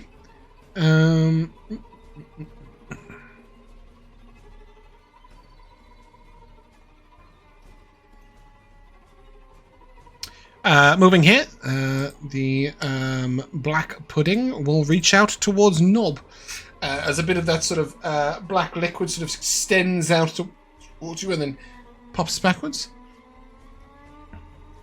Gnob, that is a 9 to hit you. Almost, but no. Then the small one is going to reach out towards the ghoul, both of them. It's a 7 to hit the ghoul. Absolutely not. And a 19 from the other one. There you go. Okay, that is 5 bludgeoning damage. Yeah. 10 acid damage. And the ghoul is not wearing armor, so that will be that. Gnob. Goodness. Gnob is going to swing at this slime in front of him and will do so with a green flame blade so that flames jump to the big guy beside To the black pudding, yep, makes sense. The black pudding, yeah. Here goes nothing. Yeah, roll to hit. +2 from flanking. Only a 13, 15 then? Yeah, 15 hits. Okay. Lovely. Not bad. So 15. You need to split this one or no? No. Same type of creature you hit before. That creature's wounded. Damage. Yep, and the fire damage to the other guy. The fire jump will be 3. Takes fire in full. Nice. Anything else, Nob? Sorry, what does the sap do? Sap makes it so that its next attack is at disadvantage. Oh, okay, cool. That's fun. It's only the first attack that. Yep. Yep. Cool. Okay. Anything else, Nob? Trying to think. No. Ambrosia. That one that Gnob just hit, is it very It's wounded. It's not very wounded. It's not severely wounded. It's below 50, but not below 25. Okay, I'll do my Mind Slaver on the other one then, since that one already has disadvantage. I'll do Wisdom save on this one. Give them both disadvantage on attacks. I don't think that's what Mind Slaver does. Are you using Vicious Mockery instead? Oh yeah, I meant Mockery. Okay. I got Mind Slaver on the brain. It's got a 13. Wrong spell. Okay, that's going to be 5 psychic damage and Cool. disadvantage. It is wounded, and now both of them will have disadvantage on their first attack, which is great. Cornelius. Assuming that Chewie is not getting involved. No, I'm not getting closer to those freaks. Okay. Cool. I will fire off a necrotic bolt at this guy. This slimy guy. And none of these slimes are undead, right? They're all just Indeed, they're all oozes. Yeah. Ooze-like creatures tend to be oozes. Yeah. Sure. It's the skulls that throw me off. Yes, it's skulls that they've picked up of their dead victims. Sure. That is a 17 to hit. 17 hits. Cool. That's 7 necrotic damage. Nice. Severely wounded. Yeah. Bonus action, Undead Commander will attack the same one with his trident. Okay. Oh man, For a 13 to hit. Just 13 hits. Flanking. Oh, okay. You would have had +2 from flanking with Gnob, but even so. They're made of goo. Yeah, they're not hard to hit. That is 9 slashing damage. Creature's dead. Yippee! And then Ghoul he will o'clock. go on a section. The ghoul, who will attack again the closest one to him, with 2 bite attacks. Well, 1 Jeez, bite the first attack. one's an 8 to hit. 8 hits? Wow. 1 bite attack. Oh. Just do 1 at a time. That 8 hits. Yep. That's 3 damage plus 3 necrotic. Fantastic. Okay, that's 1 of the 2 killed. Wonderful. Which is why I want you to split them. Yeah.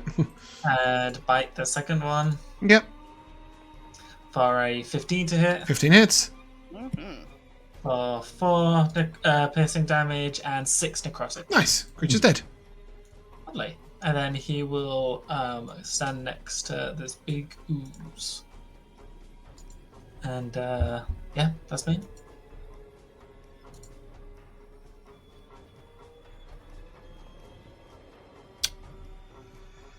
An error occurred. Oh no. Oh with- no. That's annoying. I need to read this. Oh, sorry. Josh, your commander, when it hit with the trident, took 3 acid damage, and Gnob, when you hit that one, you took 4 acid damage as the acid splash, because you're within 5 feet of it. Yeah. That's okay. When he killed it, it would have healed for 4 health anyways. Cool. Okay. Love that. The slime is going to attack with disadvantage against Gnob, which will miss. Well, anything over gives temp. He's got 1 temp. Nice. Stevie, you are. Yay! All right, DB can only see this little guy. He's like, oh, what's all the fuss about? These guys are little. Oh, shit, there's a giant one, too. Okay. And DB is going to... These things look pretty hardy. A lot of my things are con save based, so instead, I am going to cast Bane. Yeah. I can hit them both. Just a reminder, guys, at the beginning of the fight, you can ask me if you can read your travelers. You would have read your bestiary guide. You can make a check to try and know of any, as long as you ask. You know, what do we know? What type of creatures these are? That sort of thing. I'll assume in this particular instance, you may give me a survival check with advantage, TB, as you might have done this at the beginning. Yeah. Oh, I love that. Let's investigate. 18. Yeah, it will be clutch in these areas. So, those little caustic dudes, you know that they splash acid when they're hit within 5 feet of them, and are obviously immune to acid damage. Those big guys, though, totally immune to slashing damage, as well as lightning, cold, and acid. You got an 18, right? Mm-hmm. So you'll also find out their condition immunities, and you would know that indeed they are quite tough. You would know that con and strength would be their best stats. Okay. Good to know. That's what I figured. So we will... Did I roll it in chat? I did not. Okay. We will cast Bane on the 2 of them. Okay. Charisma save. Cool. That is a 12. That is a fail. The other one is incapable of making a charisma save and will be baned. -5. And give me, because it's a first level spell, give me another charisma save to not get jinxed. Ooh. You have to nat 20, I think. 2. Nice. 2d12. A 1 and a 2. Okay. Features and trade. Okay. Curse of the Blind or Curse of the Fumbler. It doesn't have a weapon. I will give you these as well. Because you would have known that in your community and damage immunities. Oh, great. Then... Just before you blind another creature that has blind sight, make him fumble. Maybe he'll stumble over something. Yeah. What does Curse of the Fumbler say? I think actually, it's slightly different. For 1 minute, their Curse of Clumsiness attempt to do an attack roll or creative spell that requires a somatic component. Oh, it's an attack roll, so it's not actually a drop what they're holding, and the spell fails. So it can still fail. Yeah, the spell or attack fails. Yeah. So he might sort of reach past or whatever. Yeah, no, definitely. Okay. Very good. And then I will back up. Cool. You guys got this. That leads us to the Fumbler. It is just a straight D20. Cool. He reaches out to punch Gnob, just and just sort of, it doesn't quite get there, and just falls forwards. You see him sort of get this disconcerted look down as if to wonder how his body has so betrayed him.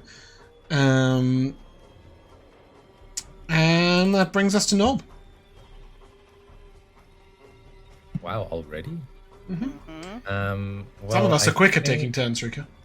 I think that I should probably end this life, I think, first. Yep.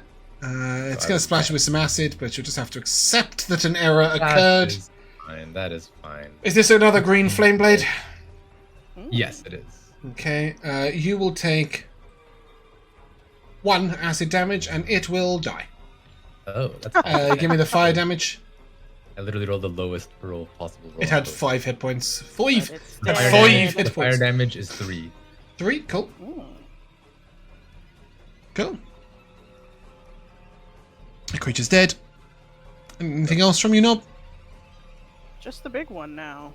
Yeah, just the big one. I think I'm just going to park it right there, actually. Cool. Sounds good. You guys got this. He's baned. No, I don't need that. Ambrosia! And I mean, I'm gonna do my same trick on him. Vicious mockery. Because we are outnumbering this. -1. Wow. Delightful. Minus the D4, so he's like negative. Yeah! Minus the D4 from bait as well. Damage. That's 6 psychic damage. And disadvantage. He's too stupid to know how badly he failed. Cornelius.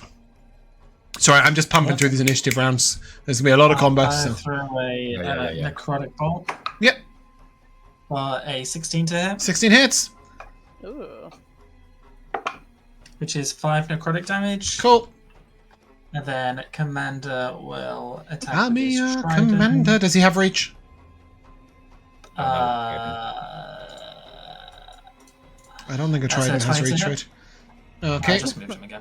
Yep. He will take 1 acid damage. Rude. There goes 20 his hits. 1 temp. That's 7 slashing. Yep. We remove his 1 temp.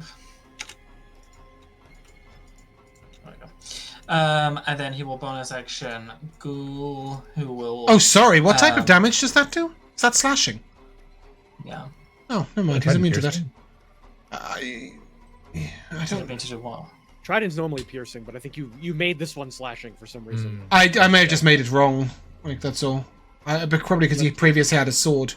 That's probably why it's slashing. Oh, possibly. Yeah, Trident normally does piercing damage. We sure? Cool. Piercing it is.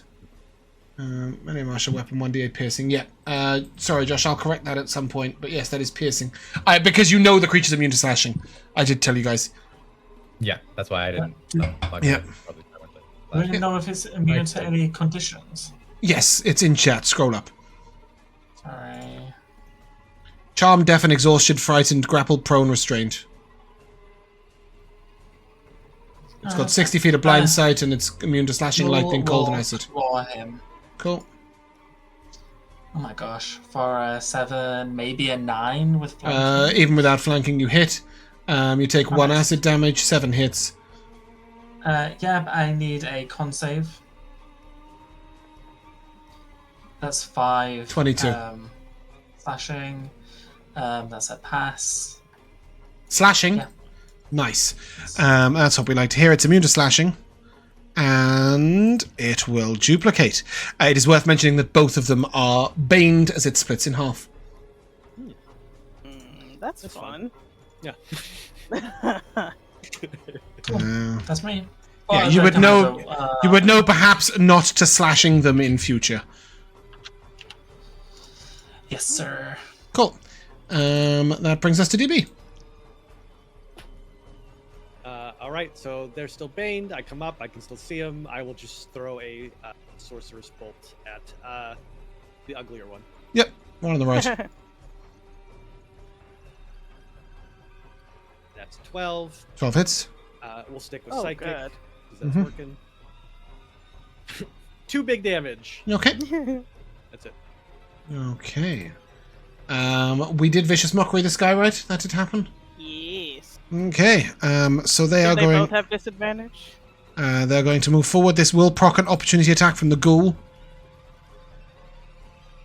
Yeah, he'll claw with his. Are you sure? You sure he'll claw? No more clawing. No claw. Don't I want claw. to see how small they can get. No. I want to see how much damage you can take from all of them that are split together, because their damage does not go down.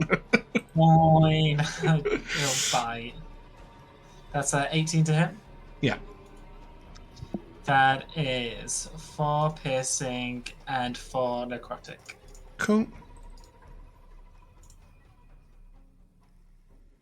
Okay, Gnob, this is all at you. Oh, okay. So first one's a disadvantage. Pat, can you roll me 2d4s, please? Oh.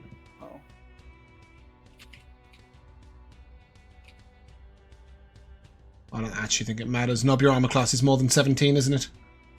It is. Yeah, cool. Okay, so with Bane and disadvantage, there is no way it hits. You're up. Sorry, I asked you to roll a 2d4, it didn't matter. But it might have mattered. I like rolling, that's fine. Great. So Gnob will sort of just throw down his shield and sword and pull out his maul. Surrendering? Oh. He's gonna pull out his maul. Yeah, I will let you sheath the sword, slide the shield up your arm. Well, and then just... I can. What I wanted to do was use a bonus action to teleport the maul to my hand because I'm still sort of bonded to it. Yeah. So we'll sheathe the sword, and. But yeah, in general, I let you sheath and draw fairly generously because it's just interesting. Cool. Take some damage. Yeah, I'm going to probably. Is your maul magical? It is not. Your bonding to it doesn't make it magical? Oh, actually, you might be right. War bond.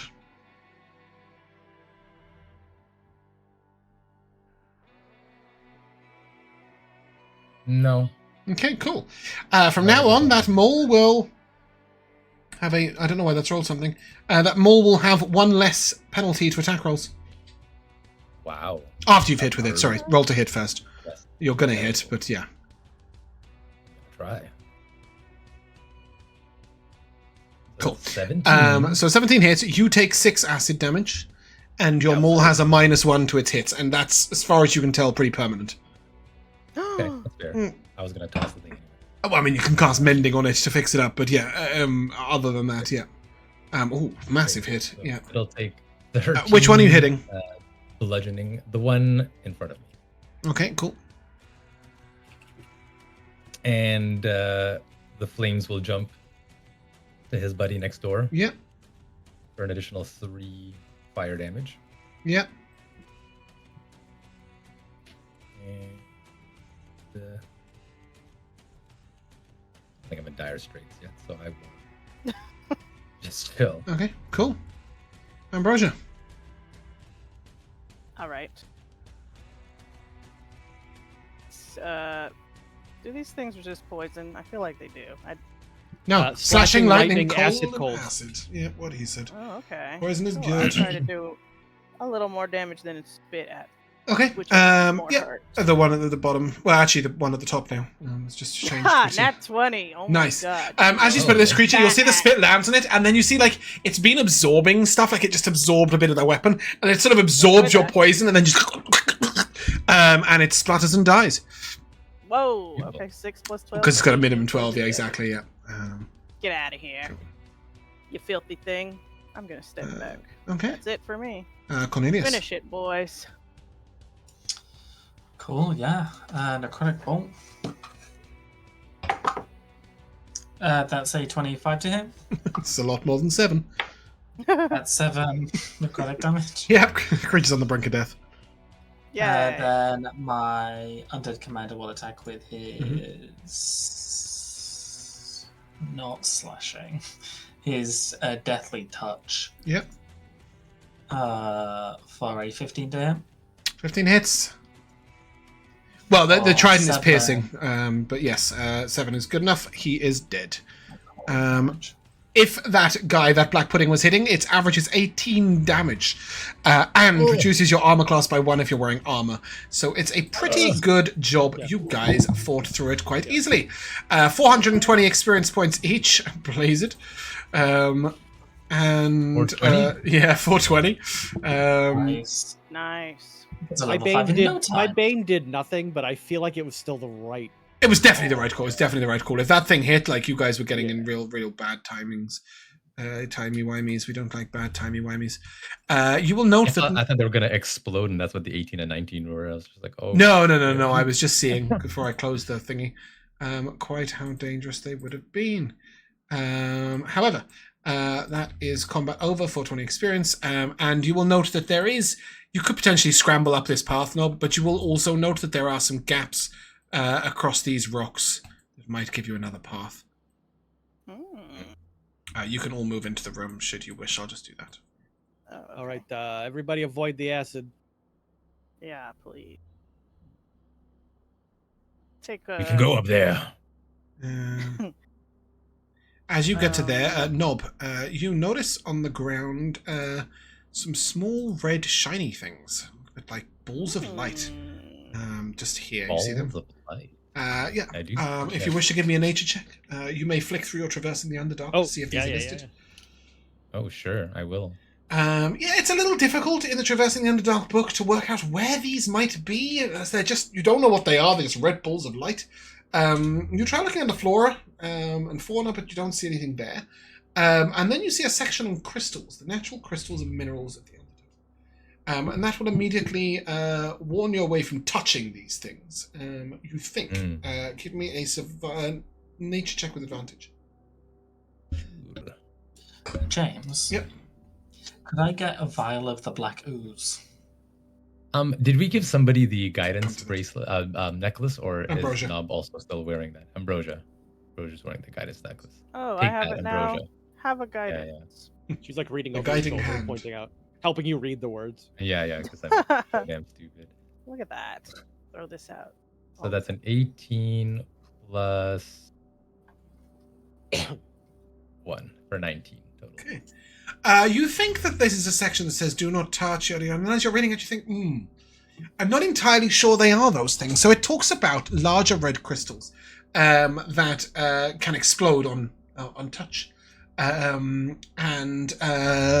he doesn't have a name for them. He just calls them large red crystals that explode on touch. However, you read a bit further down and you realize that these small red things are something different. They are called firestones. And they can give off heat enough to warm a small room when they are exposed to light. No, it's quite dark down here. The orange light of the crystals doesn't seem enough, but you know if they're exposed to light, they burn up in 1 to 4 hours. But they can heat up a room from freezing to a warm, comfortable temperature. Okay. And there are 3 of them on the floor there. The other red stones, Ambrosia will note, she's standing very close to them, that glow a lot more dimly and are a little more jagged, are the explosive crystals that he was talking about. And I would get that away from those if I was you. Here they are. Don't touch these. Now, if we put these... Go ahead. No. Yes, I will now respond to your question, Josh. Which was... Can you get a vial of ooze? It is incredibly acidic and caustic. You're not quite sure what to put it in. I mean, I've got glass vials. Yeah, the glass vials it will probably melt through. Oh, it's hydrofluoric acid. However, you do see that now that it's melted down, there is sort of like bits of skin lying off of it. And you think that maybe if you're clever enough, you might be able to put a lining of their skin in the bottle and then get the acid into it. Are you telling me the black puddings have skin? The skin on the pudding? Is that what you're telling me right now, James? Ew, like when you leave it sitting out and a little film forms. Yeah, they do have a sort of inner skin lining between the acid and their organs. Yes. So if you'd like to try and do that, yeah, I will. Are you going to do it, or is one of your? I'm not going to do it. No. What is he going to do it, or is he going to get the commander to do it? Maybe can you do this? I mean, I'm assuming it's a dex roll. It's an alchemy check. Oh, how fun! Well, they've not got proficiency with alchemy. I do. Exactly. But it does mean you're going to have to get your hands involved. But if Cornelius is fine with that, go gloves? ahead and give me an alchemy check. Sure. I don't have the check. Oh, do you not? You were going to do some alchemy, though, right? I'm not making that up. Yeah. You're right. Okay. It is an int check plus proficiency at this point. There you go. Okay. So it's probably the same as your Arcana. I've got expertise in my Arcana, so... Show off. Ooh. The same as my investigation, then. There you go. Investigate, bitch. Does Ambrosia stay well away and offer no help whatsoever, or is there a guidance involved? Oh, I keep forgetting I do that now. That's all right. I'm okay with it. Like, it was flavorful for you not to help, but 25. Yeah. Yeah. With a 25, using your spider silk sickle, you are able to peel away a layer of the flesh because you know that a magical weapon won't disintegrate, and sort of poke that into the vial. And after you've done that, the vial will contain the acid, and you may take the acid. You might want to do this more than once. You can take up to three if you wish, as you know this does have both alchemical and magical properties. Well, I'll just get one of the black ooze and one of the green ooze. Okay, the green ooze is caustic slime. You can just add that as a custom item. But the black pudding, take a vial of acid and then rename it to black pudding acid, as it is highly dangerous. You can throw it at somebody, do damage. You know we're going to a place with like weapons and jewels and treasure. You don't need to like pick up rocks and fucking slime and stuff. You know that, right? I have to agree. Fuck off. This shit will be useful. You'll see. Okay. I will give you the fire stones will be useful. I don't know how useful the black ooze is, but it might be. Yeah. TB is perplexed. Okay. Proceed, team. All right, Gnob. You said you saw a way up? Yeah, up these rocks. Ugh. Yeah, you know that you can go either way. Ladies first. Why do I have to go first? Are you giving me Well, a boost? I don't know. No. In case exactly, I was going to help you. Okay, I'll take that then. Sure. Whoop. Which way am I going? Up here? Yeah, up here, yes. Ooh, yeah. Let's go down the light path. The lit path, you say? I'm not going any further than this. Okay. Seeing what I can see you do see some strange little tiny tentacle-like things just just down there. They seem to be reaching and waving just here. Can you actually see this, Ambrosia? Can you see the edge of this? Yes. I can see the edge. I can see the edge. It doesn't seem aggressive. It doesn't move. Okay, let's avoid that thing. I don't want to brush up against it at all. And I'm watching the ceiling because I refuse to let anything land on me. Once again, the ceiling here is sort of 10 feet or so. As you get closer, you will see that this is a plant that has lots and lots of sort of fibric tentacles that are reaching out towards any life, or specifically any warmth, actually. Reading through, you can just flick through your Traversing the Underworld guide. You don't need to make a check, because you will find out that those are, they're known as tenfroids. And they come in different colors. They come in purple, they come in red, they come in blue. If Ambrosia wants to go here, she can actually see, I think, actually this square. You can actually see 4 different colors of them. Oh, disgusting. They are edible. In a pinch, Eamon will note that they can be eaten to keep you alive. They do also contain quite a lot of water, which is safe. They are very disgusting, he says, but they are a good source of food and drink if you don't have anything else in the Underdark. Other than that, they have no properties whatsoever. You will also see, Ambrosia, that there is a massive pit between you and the rest of the path. Oh, that's the way forward? You would assume so, as going back this way, you saw that ledge that you would have climbed up. Yeah. If you had scrambled up the ledge, the oozes couldn't follow you and you could have avoided the combat. Well, are we going to have to climb We didn't know about the ledge until after. Yes, you did. Yes, you did. And loop around to avoid the pit. But you didn't know it went anywhere useful. Yes, you can loop that way, Ambrosia. Be my guest. I will lead the way. I will lead the way. Okay, right.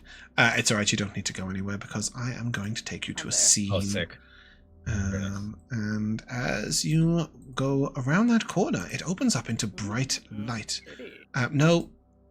Yes, that is right. Bright light. You see these glowing blue little flowers all over a vast cavern. And in this vast cavern, you can hear the flowing of water. You see a large river going down across the cavern. And at the center, a bridge, clearly made of stone. Well-worked bridge that heads over the river. somebody have stone cunning? Is that a thing? None of us are dwarves. Naomi does? Pietro. Oh no, yeah. Oh, you're not Pietro. I wish. Yes. Yeah, Opal does. She's not here. Yeah, I think almost every other campaign has somebody with stone cunning, but not this one. No mason's tools, no architecture. So I know about sand. Is anybody proficient in history? I might be. Nope. I might be. Hold on. Well, don't we have a thing? Oh yeah. I am. No, give me a history check. Wow. A resident historian. I had a lot of time to read Thane with Authoric. 18. And a guidance? No. Yeah, as you look down, it's quite a long way down, but you note that it looks like it's Dwergar work. Or Durgar work. However, right now you see sort of a mushroom grove with a large path down the center, as if somebody has cleft a huge path right down the middle. Maybe we'll find some myconids. I'm having Baldur's Gate 3 flashbacks right now, and I don't want to go anywhere near anything that's down here. Yeah, I'm worried something's just going to burst out the ground and knock us all over the cliff. I haven't put a boulette in here yet. Stop giving him ideas. How far down is this from where we're at? You said there's like a cliff, right? Or are we just in there? No. You're sort of that cliff overlooks the river. You've got this large path straight down the middle, and then a bridge that goes over the river. So you need to sort of wind back round. But this is a very it's quite a straight path, but it's rough at the edges. It looks like a naturally crafted path. And just as you're thinking that, the creature begins to approach you. Please put your tokens here. Creature. Oh, yeah. What a soka. Oh, I like these big mushrooms. Oh, shit. Yeah, don't worry. I'm going to scoot the creature closer when Josh brings his tokens on. No, you don't have to do that. Scoot it further away. Oh, my God. Disgusting. You did read about these very briefly in your book. You would know that this is a carrion crawler, and whilst you know it is very large, you would also know that they're not particularly dangerous. Good. They are a large creature that they formed that large path. You'd know the biggest danger with a carrion crawler is that it has the capacity to paralyze with its poison. So Ambrosia won't care, but everybody else will. Should lead the way, is what I would yes, say. you know that these creatures are quite slow and quite methodical. Then they do like to eat fresh meat. So they will likely try and follow you, and they can climb. But you know that they can paralyze you. Roll initiative, please. Approaching aggressively, or is it? Oh, okay. Yeah. It sees you, and it just it came surprisingly quietly. Like even for its size, it scutters like almost silently. And just as you were like thinking about, oh, should we go down that way to the river, to the bridge, whatever, it sort of scurries up towards you. It's not quite as close as I've put it, but Gnob, if you'd like to roll initiative. Nasty thing. Rolling. DB, I'm not going to let you guys swap initiative because it just doesn't matter. DB, what are you doing? Oh, he's so slow. So which direction did we come from? We came the from left. The west? Yeah. Okay. We're trying to go down this path. You need to go down this path to wrap round to get to the bridge. Otherwise, you're going to be swimming. Okay. So you're going to have to pass it. It's rushing towards you. But it's, and it's quite quick. Purely by virtue of its size, you would estimate 40, 50 foot of movement speed. Wow. I think DB is just gonna grab Ambrosia's hand, and he's just gonna vortex warp the two of us just behind it. Okay, you can do that, but you would know this creature is not very dangerous. So. Oh, okay. So okay. I don't mind you expending your spell slots on this creature, but I don't think it's gonna get a turn. We can kill it before it gets a turn. Exactly. It's dead last, it looks like. It is. It got a 2. DB does best then, and he will run. And fire off. I guess he'll fire something off on his way. If that's the plan here, is to murder this thing. It's clearly it's quite quick, and it might follow you. So yeah. Let's save ourselves the future trouble. He will fire off a mind sliver at it. Oh, okay. Well, you have mind sliver. This creature automatically fails in saves. Wow. So D4 minus a D4 to the next save it has to make. And BB will. And psychic damage, how much? 1. Oh, 1. Maybe it might get a turn at that rate. No. Cool. Gnob. Well, Gnob is gonna run by it and try to like swipe at this thing. Okay, cool. Twice one right. 10. I would swipe right on this thing. Here. Kill it. Go here. Range. Silent echoes. By the way, these little blue things are the little flowers that are light in the area. 18 hits. Cute. So that's going to be. Hold on. 12. It's all added up there, right? Oh, That's terrible. 4. 12 Nice. plus 4 is Cool. 16 damage. Yep. And Hal will throw. Actually, you know what? I'm going to take some healing. Take some arcane healing. Yeah, Cornelius. Yeah, I'll fire off a necrotic bolt. Yep. That is 18 to hit. 18 hits. It can't regain health. Is it undead? No. In fact, you know what? I think it's safe to say that it's very unlikely that you'll find anything undead down here. Also, how cool is this art? Of the Karen caller looking out over someone. Oh, sick. There's me right there. There's multiple of them in the art, but yeah, that's really. I just think it's really cool. Very cool. Yeah, that was 4 necrotic damage. Cool. The creature's wounded. And then I can't put a red dot on it. I'll have to hide it somewhere over there. We'll head on up and will attack with his trident. Yeah, this is melee range, Josh. Sorry, it has disadvantage as well on its next attack if you attack at all. In fact, I think I can put a little 1-foot aura around it. Yeah, that's its range. Am I flanking with Gnob? The creature's too big to flank. Okay, that's a 13 to hit. 13 hits. Max damage, 13 slashing. Okay. Badass. Yeah. Damn. Go off, Commander. And then Ghoul will go on over and he'll make 2 bite attacks. Okay. The first one is an 11 to hit. An 11 will miss, I'm afraid. As you hit the hard carapace with his seat. 12 or 13 is the AC. Second is 16. 12 is the AC, yep. 16 hits. That is 7 piercing and 3 necrotic. Creature severely wounded. Anything else, Corny? No, that's me. Amber the Rosier. Alright, let's finish the fight. I will spit at it first. Ooh. Oh, that is a 12. 12 will hit. The bare minimum. You need to do 7 damage. 11 poison damage. Nice. I should have checked. Yeah. It opens its mouth to bite the ghoul, and the poison hits into the back of the throat, and you'll see it just shudder, and like the poison oozes back out of the wound that Gnob has scored along its side. This large creature will sort of shudder downwards and Gnob, I need a dex save. Uh-oh. Careful, Gnob. It will roll this way. Oof. And you step easily out the way. Creature is dead. And it stops moving. If I didn't kill it, I was going to let Chewie take a bite.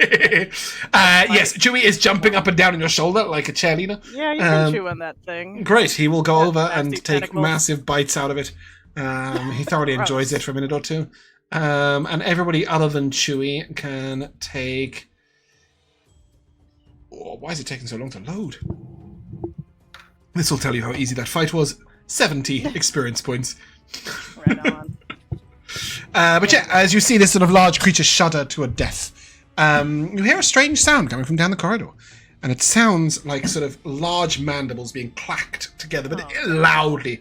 So these huge, sort of loud clapping noises are happening right down the corridor. And on that note, we will take a short break. Be right back. Hello, and welcome back to the second half of Criminal Intent. These guys are moving down the path in the Mushroom Grove, and over to your right, I think you can all see it, is a small lake. The river is further down the path. You will have to go sort of all the way to the end of the path and wrap round to the left to then get to the bridge. But you do see a small lake off to the right that is making a slight noise. The lake? Mm-hmm. The lake is sort of making this.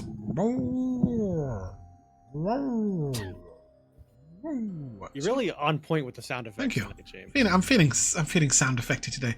But it's sort of almost like this resonance, a bit like a breathing bell, if you will. And then you can hear these clacks echoing and it sounds like they're all around you. Like, you know they're not behind you, but you can't help but constantly look back to see if there's something behind you where that clack echoes out everywhere. It sounds like a flat paddle of wood is being smacked against another flat paddle of wood, sort of above your head. That sort of sort of noise echoes out. And then you hear that chiming of the lake. What are you doing? Anything in that book about singing lakes? I don't know. Let me take a quick peruse. Yeah. Give me a survival check with advantage. Oh, sorry, James. Could I get some of that creature's blood? The carrion crawler? Yeah, absolutely. That's a carrion crawler.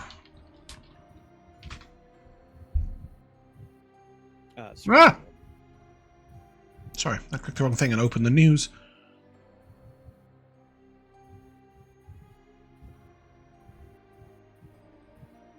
That is with advantage. That is a 7. Okay. You flick through. You do read something about lakes in the Underdark being exceptionally cold, and often with unusual inhabitants. You don't find anything about them singing or ringing. Well, this is probably fine. I think we just maybe avoid it altogether. I don't think. Yeah, ideally. Yeah. Let's go cautiously. You see more 10 Freuds up to the right as you move forward. Oh, great! I love those guys. So if the lake is to our right, so does that mean the river does not connect to the lake? This is a single, separate being. The path to the river to the bridge is that way. All right, let's hug the walls. Yeah, I think that'll do. If you want to just stop there, fantastic. Leaping down behind you. Oh shit! Oh man, behind us. Oh, okay, that's right. This guy's fun. And bear with me a second. I'm trying to find the other two. Oh no! I can hide and seek with them. They weren't on the ceiling. They were over ledges that you guys couldn't see over. And you see these creatures sort of run off the ledges, jump down, and land like so heavily around you. When they land, one of them is going to make an attack. Isn't that nice? No. And it's probably going to be an Ambrosia. Because that's what makes the most sense. Because that's where you are. Let me Will just this negate my surprise attack? That particular creature, yes. The one to your north. Where is my music? There it is. Cool. If you guys want to roll initiative, please. Ambrosia, this creature's going to strike out at you for a natural 20. Cool.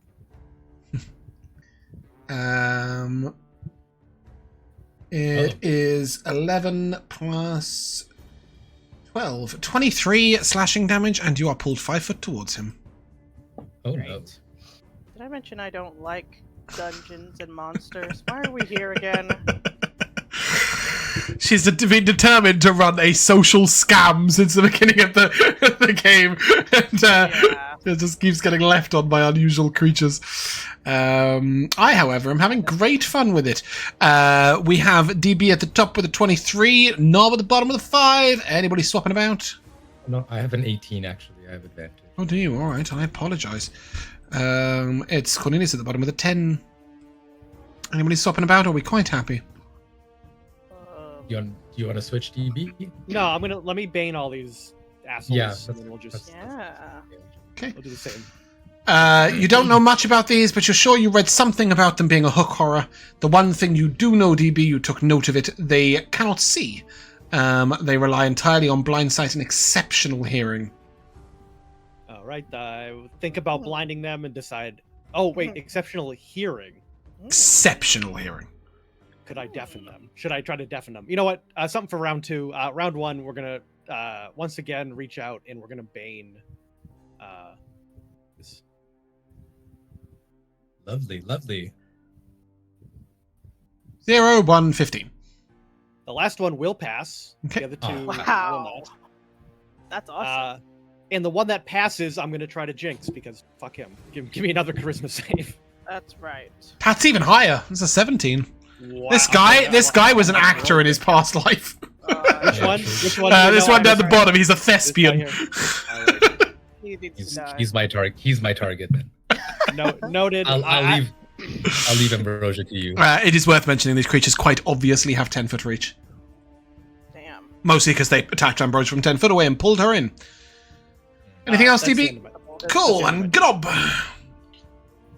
They are... Okay. These creatures stand about 12 foot tall, and they are made entirely of like an armoured carapace. The clacking is they've got these sort of hooks. They're known for hook horrors instead of arms, and they whack them together, and they use the echo of that whack to know how far away they are from certain places. Jesus. Just a nice little interesting piece of information. Frightening bastards. Mm. And I guess, and you said this, the one that attacked Ambrosia, I will not have surprise attack on. Correct. But you can navigate to get in range of that one without getting out of range of the other one, Yeah. Go up here. We will draw silent echoes on this guy. Mm-hmm. Try to hit the 24. Whoa. 24 will hit. I need to put letters on them. Sorry, give me a second.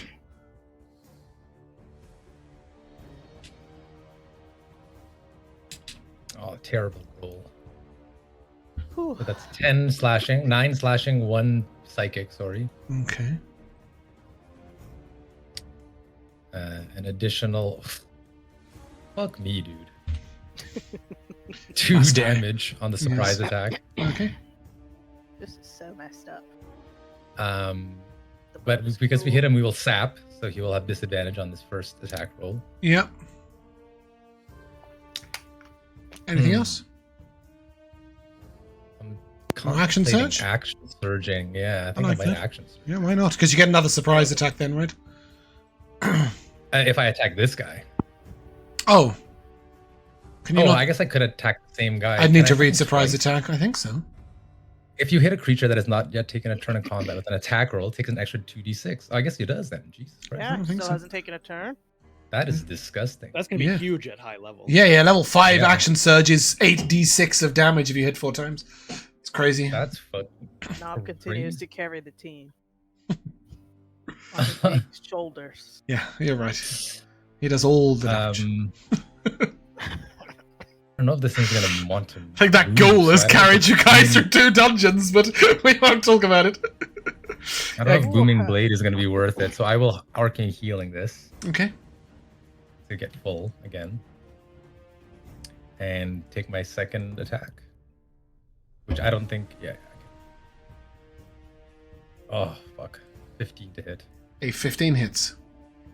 Yippee! That's a bit better. That's 11 slashing 4. Yeah, you don't need to separate it. It's fine. Oh, okay. Fix it all in full. Oh, I'm dealing with damage to the wrong character. And that's what I'm talking about. 11 on the surprise. Oh, creature's wounded. Alright. Been redeemed, sword. Cool. Anything else, Gnob? That is everything. Okay, this hook horror is going to advance on your ghoul. And he is going to make a slash.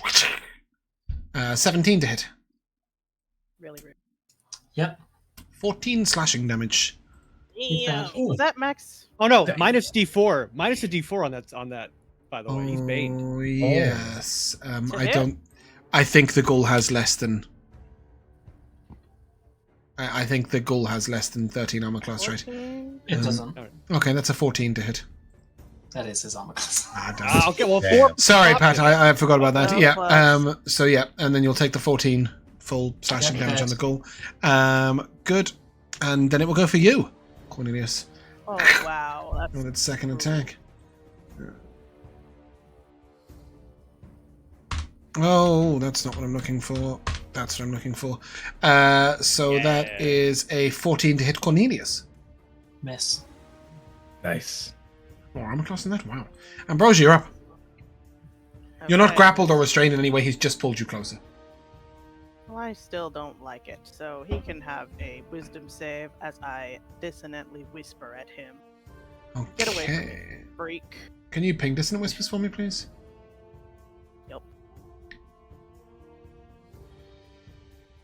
You said he has excellent hearing, right? Yeah, but it is in his mind. That's what I was clarifying. Even so, he'll get an 8.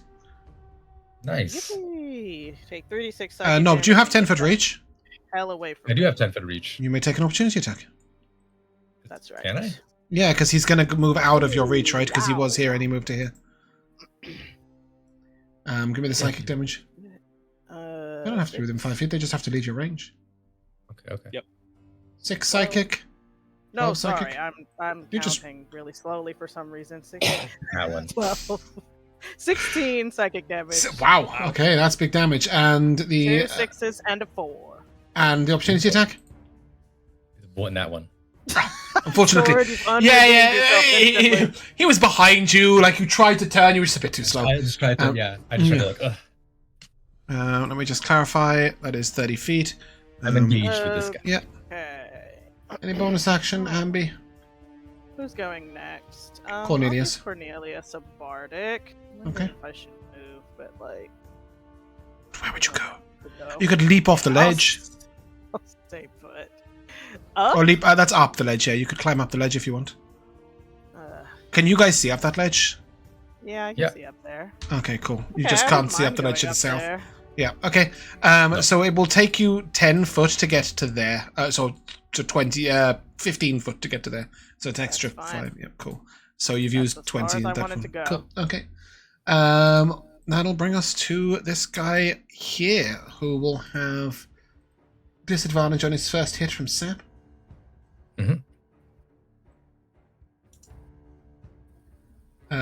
So that is an 11 to hit you, Gnob, and then a 9 to hit you. Nice. Cornelius, you're up. Nice. I'll use a first level spell slot to cast Skeletal Slashing on the hook in front of me. Like this skeleton rises from the ground with this very large glaive that's dripping with Cornelius's red magic. Okay. That is a 22 to hit. 22 will hit. That's 3d8, which is no modifier. 16 slashing damage. Okay. Very nice damage. Anything else? Bonus action, Commander will attack twice with his Deathly Touch. Alright. He can attack twice now? He could always do it. It's his one multi-attack. He can make a number of Deathly Touch attacks equal to... Oh, yeah, it's half my proficiency. Rounded out of manage just one. Yeah, but he'll still do that. Yeah. Yeah, next level, he gets to attacks much like the rest of the marshals. Oh, yeah, actually, no, he'll just attack with his trident because until he gets that multi, it's the trident. The trident will also be a multi-attack at level. Oh, really? When you level up. Yeah, all melee? He will be able to attack twice with his melee attacks, but only once with his ranged, exactly. Okay, cool. That's 15 to hit. Yep. Cool. He's kind of an Eldritch Knight, really. That's his own little way. That's 4 slashing damage. Yep. Except the other Eldritch Knight hits a lot harder. Yep. Anything else? No, that's okay. This creature is going to advance on you, Gnob. He'll have a -4 to hit, but a +2 from flanking. And that is going to be. Oh shit! It's going to be a 21 to hit. Ouchies. that, I will shield. Okay. And then the next one will be... It'll miss. Cool. So it swings at you twice. Doesn't hit you with the second one. DB. DB sees two Hokars advancing on Gnob, and you know what? I think it's time. DB is going to bust out Twin. He is going to twin a... I think I'm just going to twin a Sorcerer's Burst. Okay. Because I have other plans. Now, do I roll? I roll 2 separate attacks? 2 separate attack rolls, yeah, indeed. All right. Actually, with a bonus action first, I'm going to activate my Sorcerer bullshit. Okay. You get 2 of those per short rest or 2 per long rest? 2 per long rest. Okay. Innate sorcery, I'll have advantage on. Yep. Nice. You know, I haven't done this yet, so I wanna do it before I. All right. So on the first one. What does this look like? The second one. What does this look like? I love that question. I should ask that so much more often. I think when he does this, usually he's holding out one hand and he has this bracelet that kind of reverberates. But I think in this case he holds out both hands, and you just get a burst like out of both of them, like reverberating out, Sick. and it just hits both of them. Yep. 2 Kamehamehas. In addition to that, his Far Realm Shard is going to activate because I used Twin. Oh wow, you got. And they both need to make Charisma saves to take. Oh, they'll take more psychic damage. Both? Yeah. What happens? No, sorry. I get to pick one. I get to pick one. So I'll pick the one that keeps on passing. I'm picking him. Cool. Okay. And then I'll roll the damage. Okay. Cool. Go ahead. Yeah, you're 18 and you're 25 both hit. Just for my benefit, I'm just going to ping this out so I can read it in full.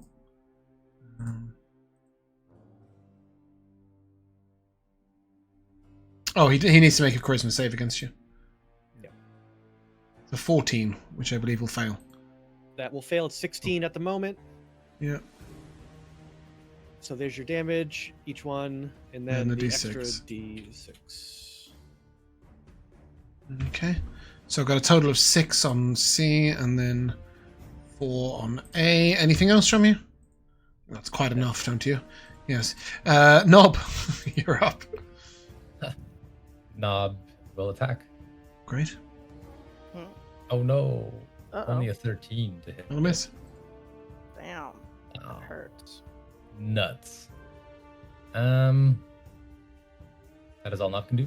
Cool. That will bring us to the one near Cornelius, who is going to step to here. He hates you, DB, right now. I haven't even hit him. I haven't hit him once. No, I'm going 1 at DB and 1 at Cornelius. Cornelius, that's a 23 to hit you. DB was a 12 to hit you. That misses. Counterspell. Zooey mama. Okay. You try but fail and take 10 slashing damage. Oof. Piercing, sorry. Ambrosia. Yeah. Oh, it's my turn. Okay. Yeah, you're having a hard time whittling these guys down. You've done damage to all 3. Only one of them is wounded, and that's the one next to Gnob. Yeesh. They don't seem resistant to anything. A Bane, is that right? Yeah, the other 2 have a Bane, indeed. Yep. Okay. I don't know. Guess I'll do the same thing again. Got another spell? And throw Whispers? Dissonant Whispers at the same one. The same one or the guy that's wounded? Oh, no. Sorry. Well, I guess Gnob would get an opportunity attack. He could try again to hit that one. I'll go for, this one. Yeah, I got a 5. Gnob on opportunity attack. He has to run away, and he'll take 11 psychic damage. Ooh, yeah. Now we're talking. Nope, damage. Well, roll to hit. Take an additional 9 damage. What did you get to hit? Oh, sorry, 25. Oh yeah, that'll hit. He's severely wounded. He won't walk into the water. Sorry. Okay. And I'll toss a bardic onto Gnob. Okay. I think this creature might try and leap you. Yeah, I was worried about that, but No, he can't reach. Okay. He's just gonna I was run. hoping that would be the case. Can he get to... No, he can't. Okay, Gnob. He just comes straight up to you. In fact, he's going to run the other side of you. And then he's going to slash you once for 16 to hit. That's a miss. Once for 12. Yeah, he was trying to push him away, but he fucking missed both times. Cornelius, you're up. This dude's all up in your grill. Close to me. Yeah, I will cast Necromantic Clutch and try and grab him with a glowing red hand. Whoa. Yep, not a hit. +2 from flanking. +2, that's 17 to hit. 17 hits. Nice. That is modifier 3 necrotic damage. Yep. And he is grappled, but I will let go of the grapple and move away without provoke an opportunity attack. Yeah. Cool. Commander will attack with his trident. +2, so 14 to hit. No. Cool, that's me. Excuse me. Gnob, this creature is going to try and pull you backwards. Oh, you bastard. +2 from flanking, but -d4. But a 13 and a 14 will both miss. So there comes DB. Great. I will action disengage. Ooh. And run away. So long. Kitty cat. Typical.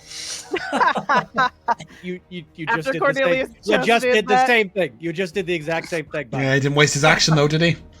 Exactly. Yeah, but it's a good thing. It's a good thing I'm a sorcerer because I'm going to quicken spell a spell. Ooh. All right. So everyone's got tricks up their sleeves. They're running away. Fuck y'all. What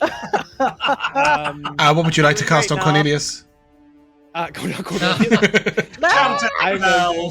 I'm going to quicken. He's double wounded. I think we just need to fucking kill this guy. I'm going to quicken a chaos. A chaos bolt. So first level. Yep. And are you also targeting him with the 1d6 psychic? You have to, right? Yeah, you can't target anyone else, right? It doesn't use a charge, does it? So yeah, it's just every time you use meta magic. It's a 2 on the charisma save. 22 will hit. Whoa. Give me some damage. Oh, that bounced, right?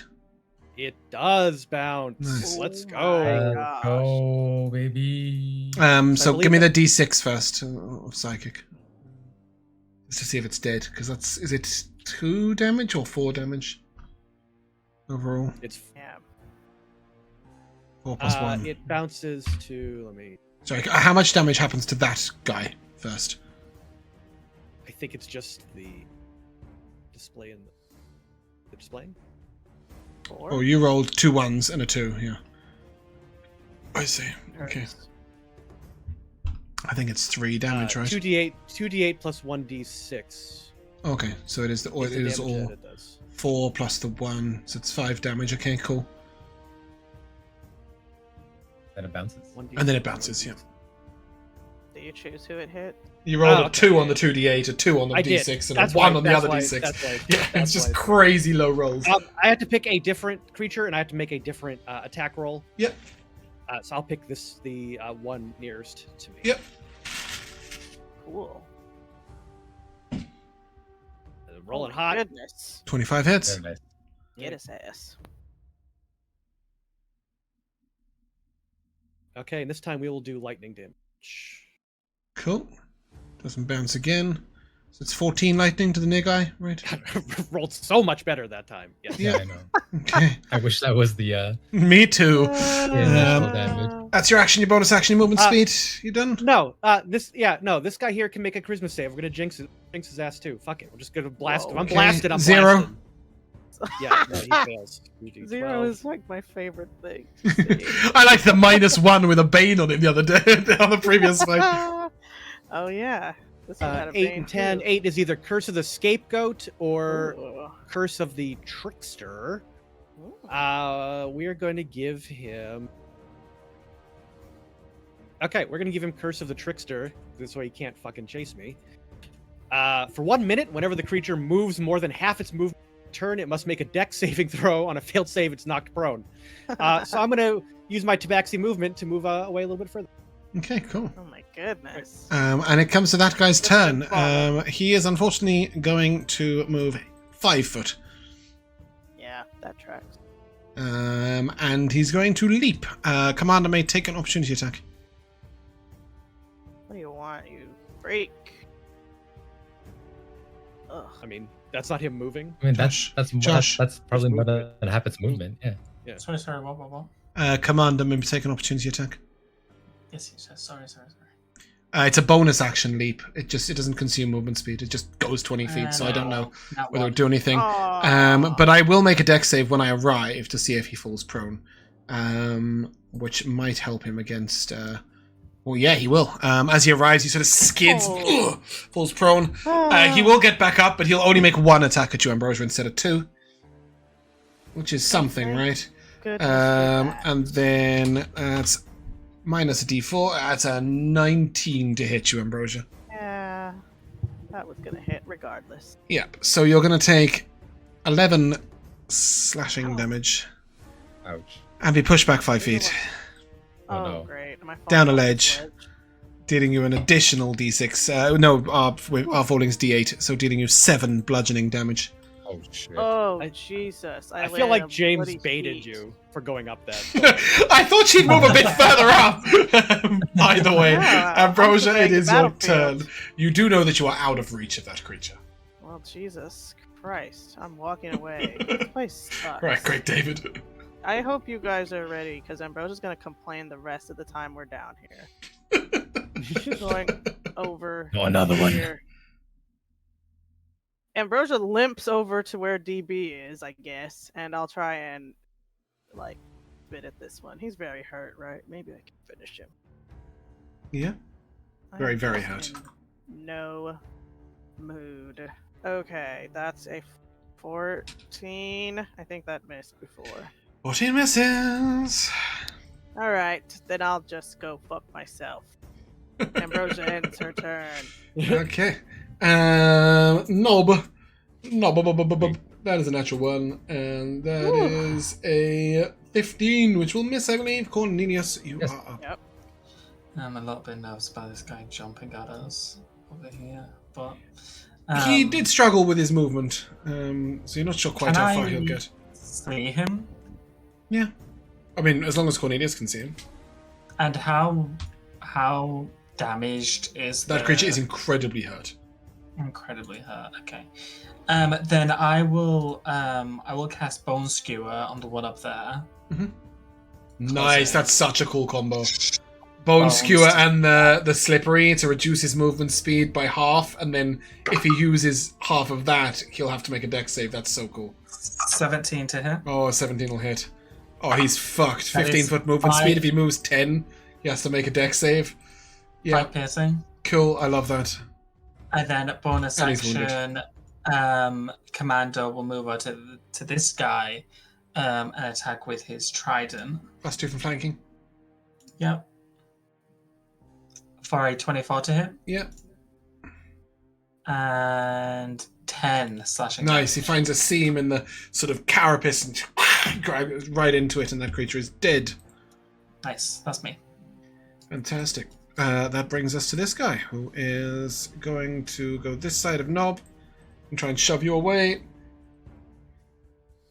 That's a 20. I mean, it's a minimum 20 to hit. Wow.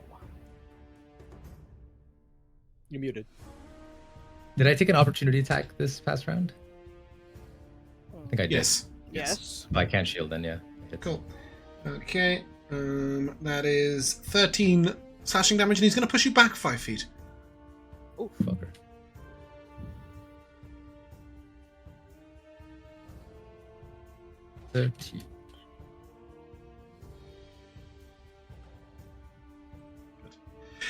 So you're going to go here, and then he's going to bonus action leap. Oh, brother. I have had it with this place. I have had it. Oh my god, man. That's a 22 to hit you. I'm dead. Oh my goodness. Oh, man. At least I didn't waste a potion. 12 slashing damage. Very true. DB, you are a waste of a potion. All right. Enough of this. Okay, so we get the feeling that are they hearing with like echolocation? Is it like bat style, or is it just like? So. Okay, we would assume that. Great. In that case, okay, new plan. Fuck me. All right, I am gonna cast blindness, deafness, but I'm gonna choose the deafened option and try to deafen. You're them not dead, Ambrosia. Take that X off you. I will use another sorcery point to twin this. 2 creatures within 120 feet of me, so I can hit them. Wow. I can hit them both. It is a con save, but my DC is 16. They will make it a disadvantage because it is against the deafened condition. Wow.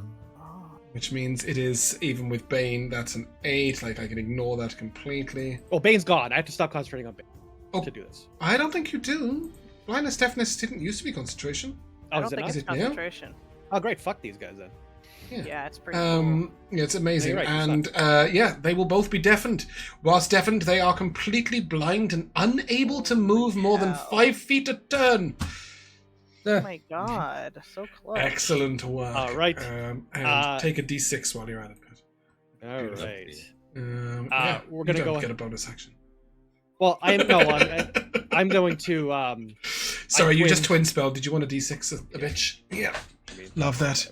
The guy at the top is wounded, the guy at the bottom is not. Which one are you whipping? The close. Actually, the fur. If I can hit the far, it has to be 30 feet, I think. So I have to. That's fine. Okay. And then cool. I can't do anything else, so I guess that's... Okay, good. I will back Gnob. up 5 feet. You have advantage on any attack rolls against these creatures, as they are blind. They will not hear you coming. I don't imagine I get flanking anyway from a dead person, so I will... She's not dead! She's unconscious! Fuck's sake, you guys. Stop this. Holding one of those little lilies. Like, what is your backup character, Mikayla? She's I dead. don't do that. Leave her. I don't come up with that stuff. 21 hits. That's 21 to hit. For 15 damage. Yep. Wow.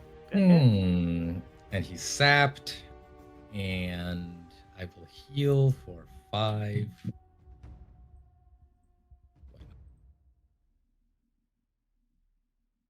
Okay. And that's all Gnob has. That creature takes its turn. Ambrosia, make a death save in private, please. Directly to me. Oh, okay. Yeah, why not? She's dead now. Now I'm dead.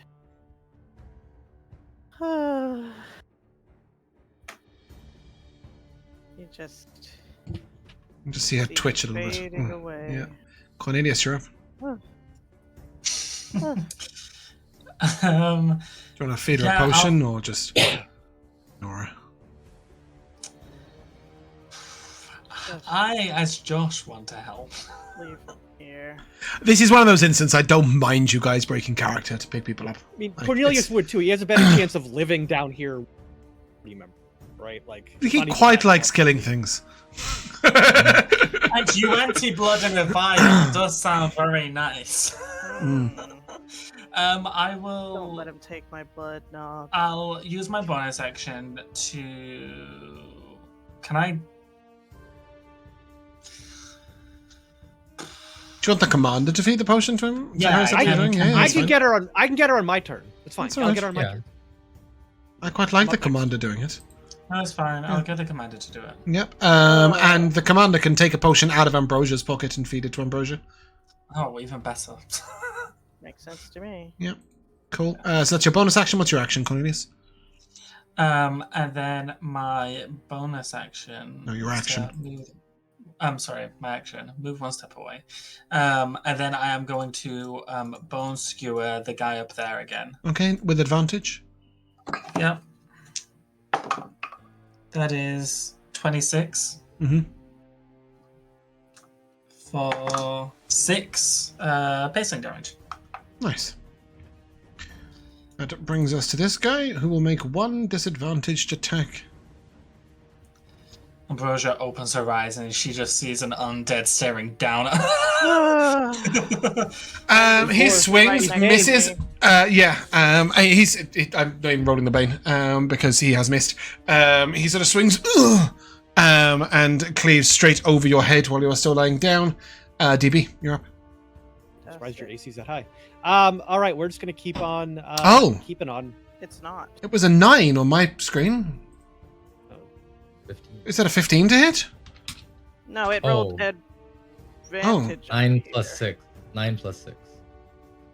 Oh wait, it was okay. I only saw the 9, so that'll be a 14 to hit you, Ambrosia. Is it advantage or disadvantage? That's disadvantage. Oh, okay. Disadvantage and bane. Yeah. Oh man. 14 hits you? I'm a bard in leather armor. That's no excuse. Goodbye. Go back down. Oh man. Let me just deal out these. I like to imagine Ambrosia's really dramatic about it as well. Like she gets up and it exactly immediately like, oh. That is how she faints. This is just a bonus exhaustion card, is what you got there, DB. You're up. Thanks.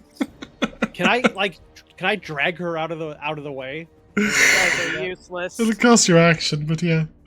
That's fine. I do that. I go up there. I drag her back to where I'm at. Okay, cool. I'll pick her up and drag her back.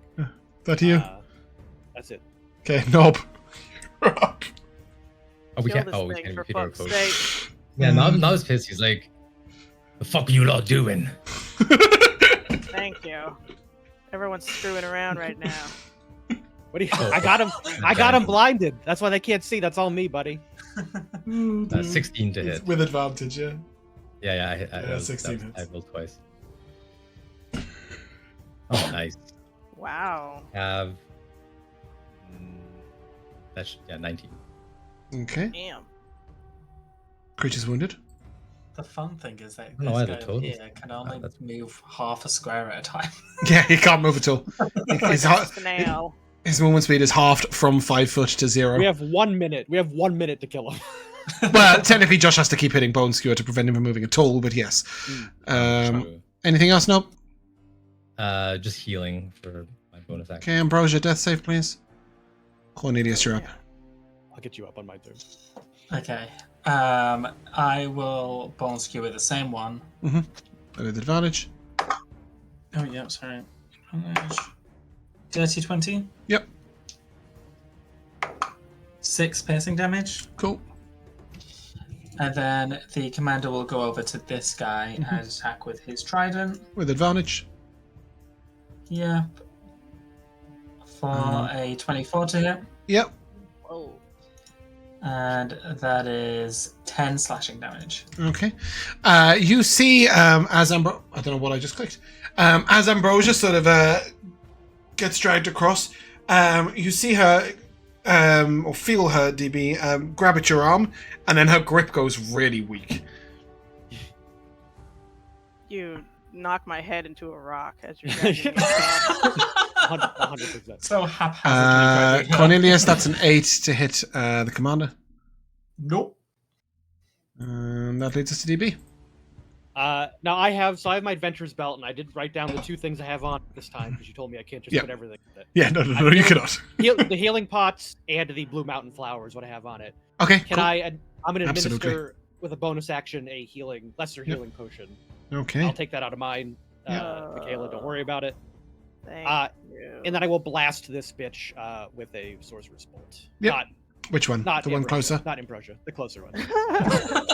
I didn't think you described Ambrosia as this bitch. Funnily enough.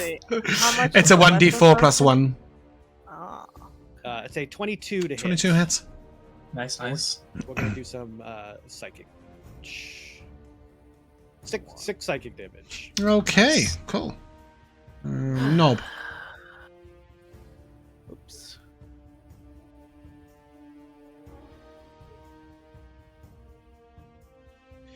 If you're talking, Rico, you're muted. Sorry, I forgot advantage again. I've not even got the camera on. With the, yes, I've got the cameras on. And I know this delay just means Rico's not pressed a button. Yes. Go ahead. 17 to hit, I guess. Yep. With flanking, yeah. Whoa. That's pretty good. 17 damage. Cool. Nice. Okay. And I've hit the wrong enemy. That creature is dead. I'm gonna let you guys. We're gonna assume that you can kill it before it manages to walk off that cliff. So you will take a total of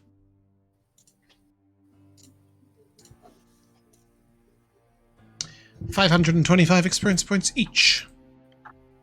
5 to 5. At the end of that combat, are we avoiding the water or are we moving up to it? That's all I want to know. Oh god, I forgot about the freaking water that we were The ringing, singing water. You want to stay well away from it? Go ahead, Josh. Go ahead. There is no blood. Aww. They do not bleed, hookers.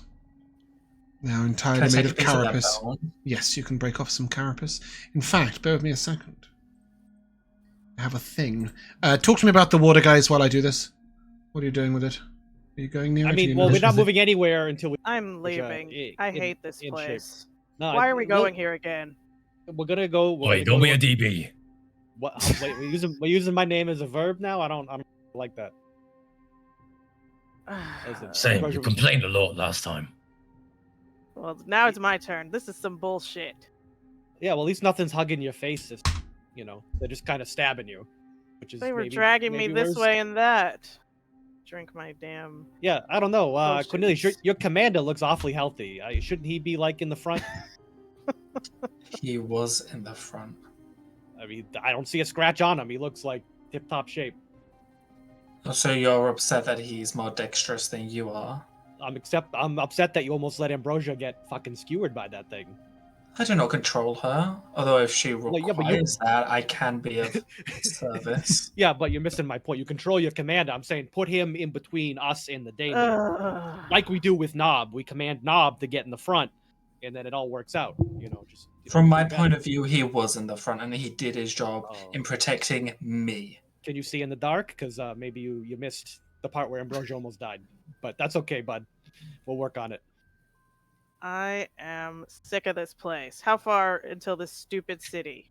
Like 3 days. How far back out to the exit? About 8 hours. Oh no. You guys are gonna have to convince me to stay down here because Ambrosia's about to turn around and leave. All right, listen. No, it's gonna be. Think of all the treasure we're gonna get. We're gonna go rob some graves. We're gonna rob some. What are we crypts. doing here? We're not supposed to. They don't let non-dwarves into the city, right? We're not going into the city. That's why you're going this way. Oh, listen, we're gonna impress the Thieves Guild, and then they're gonna put us up for big jobs, and then we're gonna get fucking filthy rich, and then you can go marry that guy. Girl. I don't like Belinda. You won't need to go marry that guy for a fortune. Get married, and instead of crawling through these disgusting tombs. That was an option. What I signed up for. I tried to convince you. You didn't want nothing to do with that guy. I mean, I don't know. He was in on it too. Could have been fun robbing him.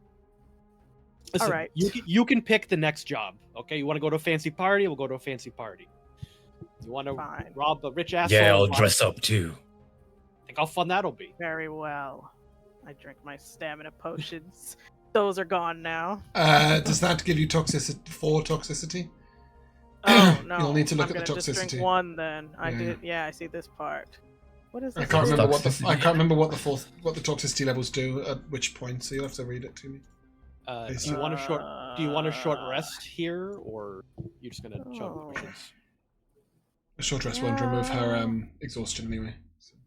Well, I know, but like, drink 1 potion. It would get her health back. What does the toxicity do? Is it at 4 that it? Wait, incapacitated until the end of your next turn. I could just drink them both, knock out for a couple turns. That's sort of just a 6-second sit down, right?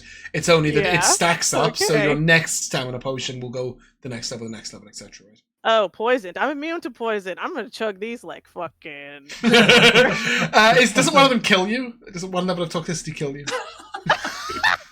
You fall unconscious for 8 hours at the 4th level. Okay, right, yeah, that one might be a problem. But for now, can you just note somewhere that you've got 4 toxicity? Yes, I'll write it down.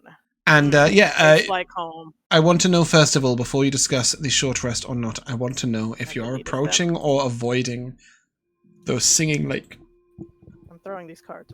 Yep. Is the singing pleasant? Yes, it sounds a bit like what you can hear. It sounds a bit like what you can hear. It's just resonant, like a bell. It's not actually singing, it's ringing. Is there anything in the book? DB flicked through the book, but the only thing he could find out was that Underdark Lakes are very, very cold. If somebody else wants to do a better job, they may give me a survival check with advantage. All right, give me the book. I'll give you a guidance. And you still have a bardic. And so does Cornelius. You have a bardic. That's true. I don't think you used it. I did not use it. I did not use it, no. I've never been out of the city before. Yeah. Why does that stop you from reading? Whoa. To be fair, it was quite a high DC. And oh my gosh, killing 23. 23 is a success. With a 23, you do find something about salt lakes.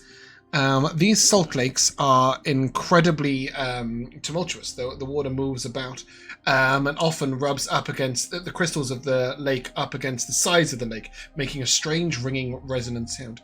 These waters are deeply healing. Wow. Spending 10 minutes immersed in this water will not only cleanse you completely, but grant you the benefits of a short rest. Any hit die rolled in here will be rolled at advantage, which might make Knob's necklace feel a bit shit, but for the rest of you, it'll feel great. I'm inside already. She's in. The idea I was hoping was that you'd be wounded at this point, you'd hear that, and then the Hokoros would attack you while you were resting. But alas, you've already won that fight. So you guys can take a short rest, though it'll only take 10 minutes. All hit die will be rolled at advantage. If you are arcane recovering, let me know. I assume you're not at this point. It's a bit early. Yeah, it's a bit early. But I would like to spend a bit of extra time, and maybe while we were having that conversation, to bring out a new summon. Okay. Yeah. Cool. So I'm gonna pull on the threads of all the dead adventurers that I've probably passed through here, and fusing them together to create a spectre. Beautiful. I don't know if I did the Spectres thing. I'm not going in the water. I didn't. Can you tell me the Spectre's hit points, please? Yeah, the Spectre has 26 hit points. Oh my god, it's got 50-foot flying speed. Yeah, they're fast. Very fast. So many resistances. Mm-hmm. Oh, he looks cool. Yeah, he does look very cool. And on that note, that is where we're going to end. We'll move to the time restriction of MVPs. In the hot tub. I will go first. I really enjoyed every moment that DB mentioned. Anything about backing away, moving away, running away, taking a step in a different direction. And somebody threw out some shady I feel like you were doing it too, Jake. Yeah, I was. I enjoyed. You should be impartial. I am totally impartial. I hate you all equally. I also really enjoyed Ambrosia's complaining. Just in general. I'm ready to hear that for the next however long it takes to get out of here. I expect 3 to 5 sessions in the Underdark. Mikayla. I'm gonna kill myself. Is that your MVP? No. God, wait. I had one and then it's gone. Can you come back to me? Yeah, My Pat. memory's not good. Oh, me? Yeah. I liked our reunion, our little reunion at the inn. I thought that was fun. Cornelius went off on a crazy speech, and all I had to do was give Gnob beer, and he was like, "All right, I don't like you anymore, but I don't like you any less." It was good. I enjoyed it. Rico. I also enjoyed the reunion. I thought it was very appropriate. But what I truly enjoyed was fucking with Jimmy, the stable boy. That was funny. Poor lad. Josh. Yeah, the reunion was fun. It was really fun to see TV just without skipping a beat, new persona, new tricks. It was, yeah, it was it's a really fun insight to him as a character. I agree. And just how flippant and just unbothered about things he is. It was just yeah, very fun to see that. Cool. Mikayla. The Betrayer. Da Betrayer, yes! DB, Da Betrayer. Your personality. Yeah. little MVP goes to blindness, deafness. Oh heck yeah! Picking up on the echolocation. There's little hints about a lot of the Underdark creatures about ways to deal with them. The oozes were very slow, and you didn't want to slash them. The carrion crawler can paralyze you, but is quite weak, and you can pummel it down as long as you focus on damage. The hook horrors are very vulnerable to being deafened because of the echolocation, but are quite well armored and quite full of health. So it was really nice seeing you guys pay attention to that and using the books as intended. The traversing guide and the bestiary. And just one other thing. Every time DB says anything mean to anyone, or even like slightly critical, he just goes, "Don't worry, we'll work on it," which just makes my day. Anyway, that's where we're going to end. If you guys would like to say goodbye. Bye. We shall see you soon.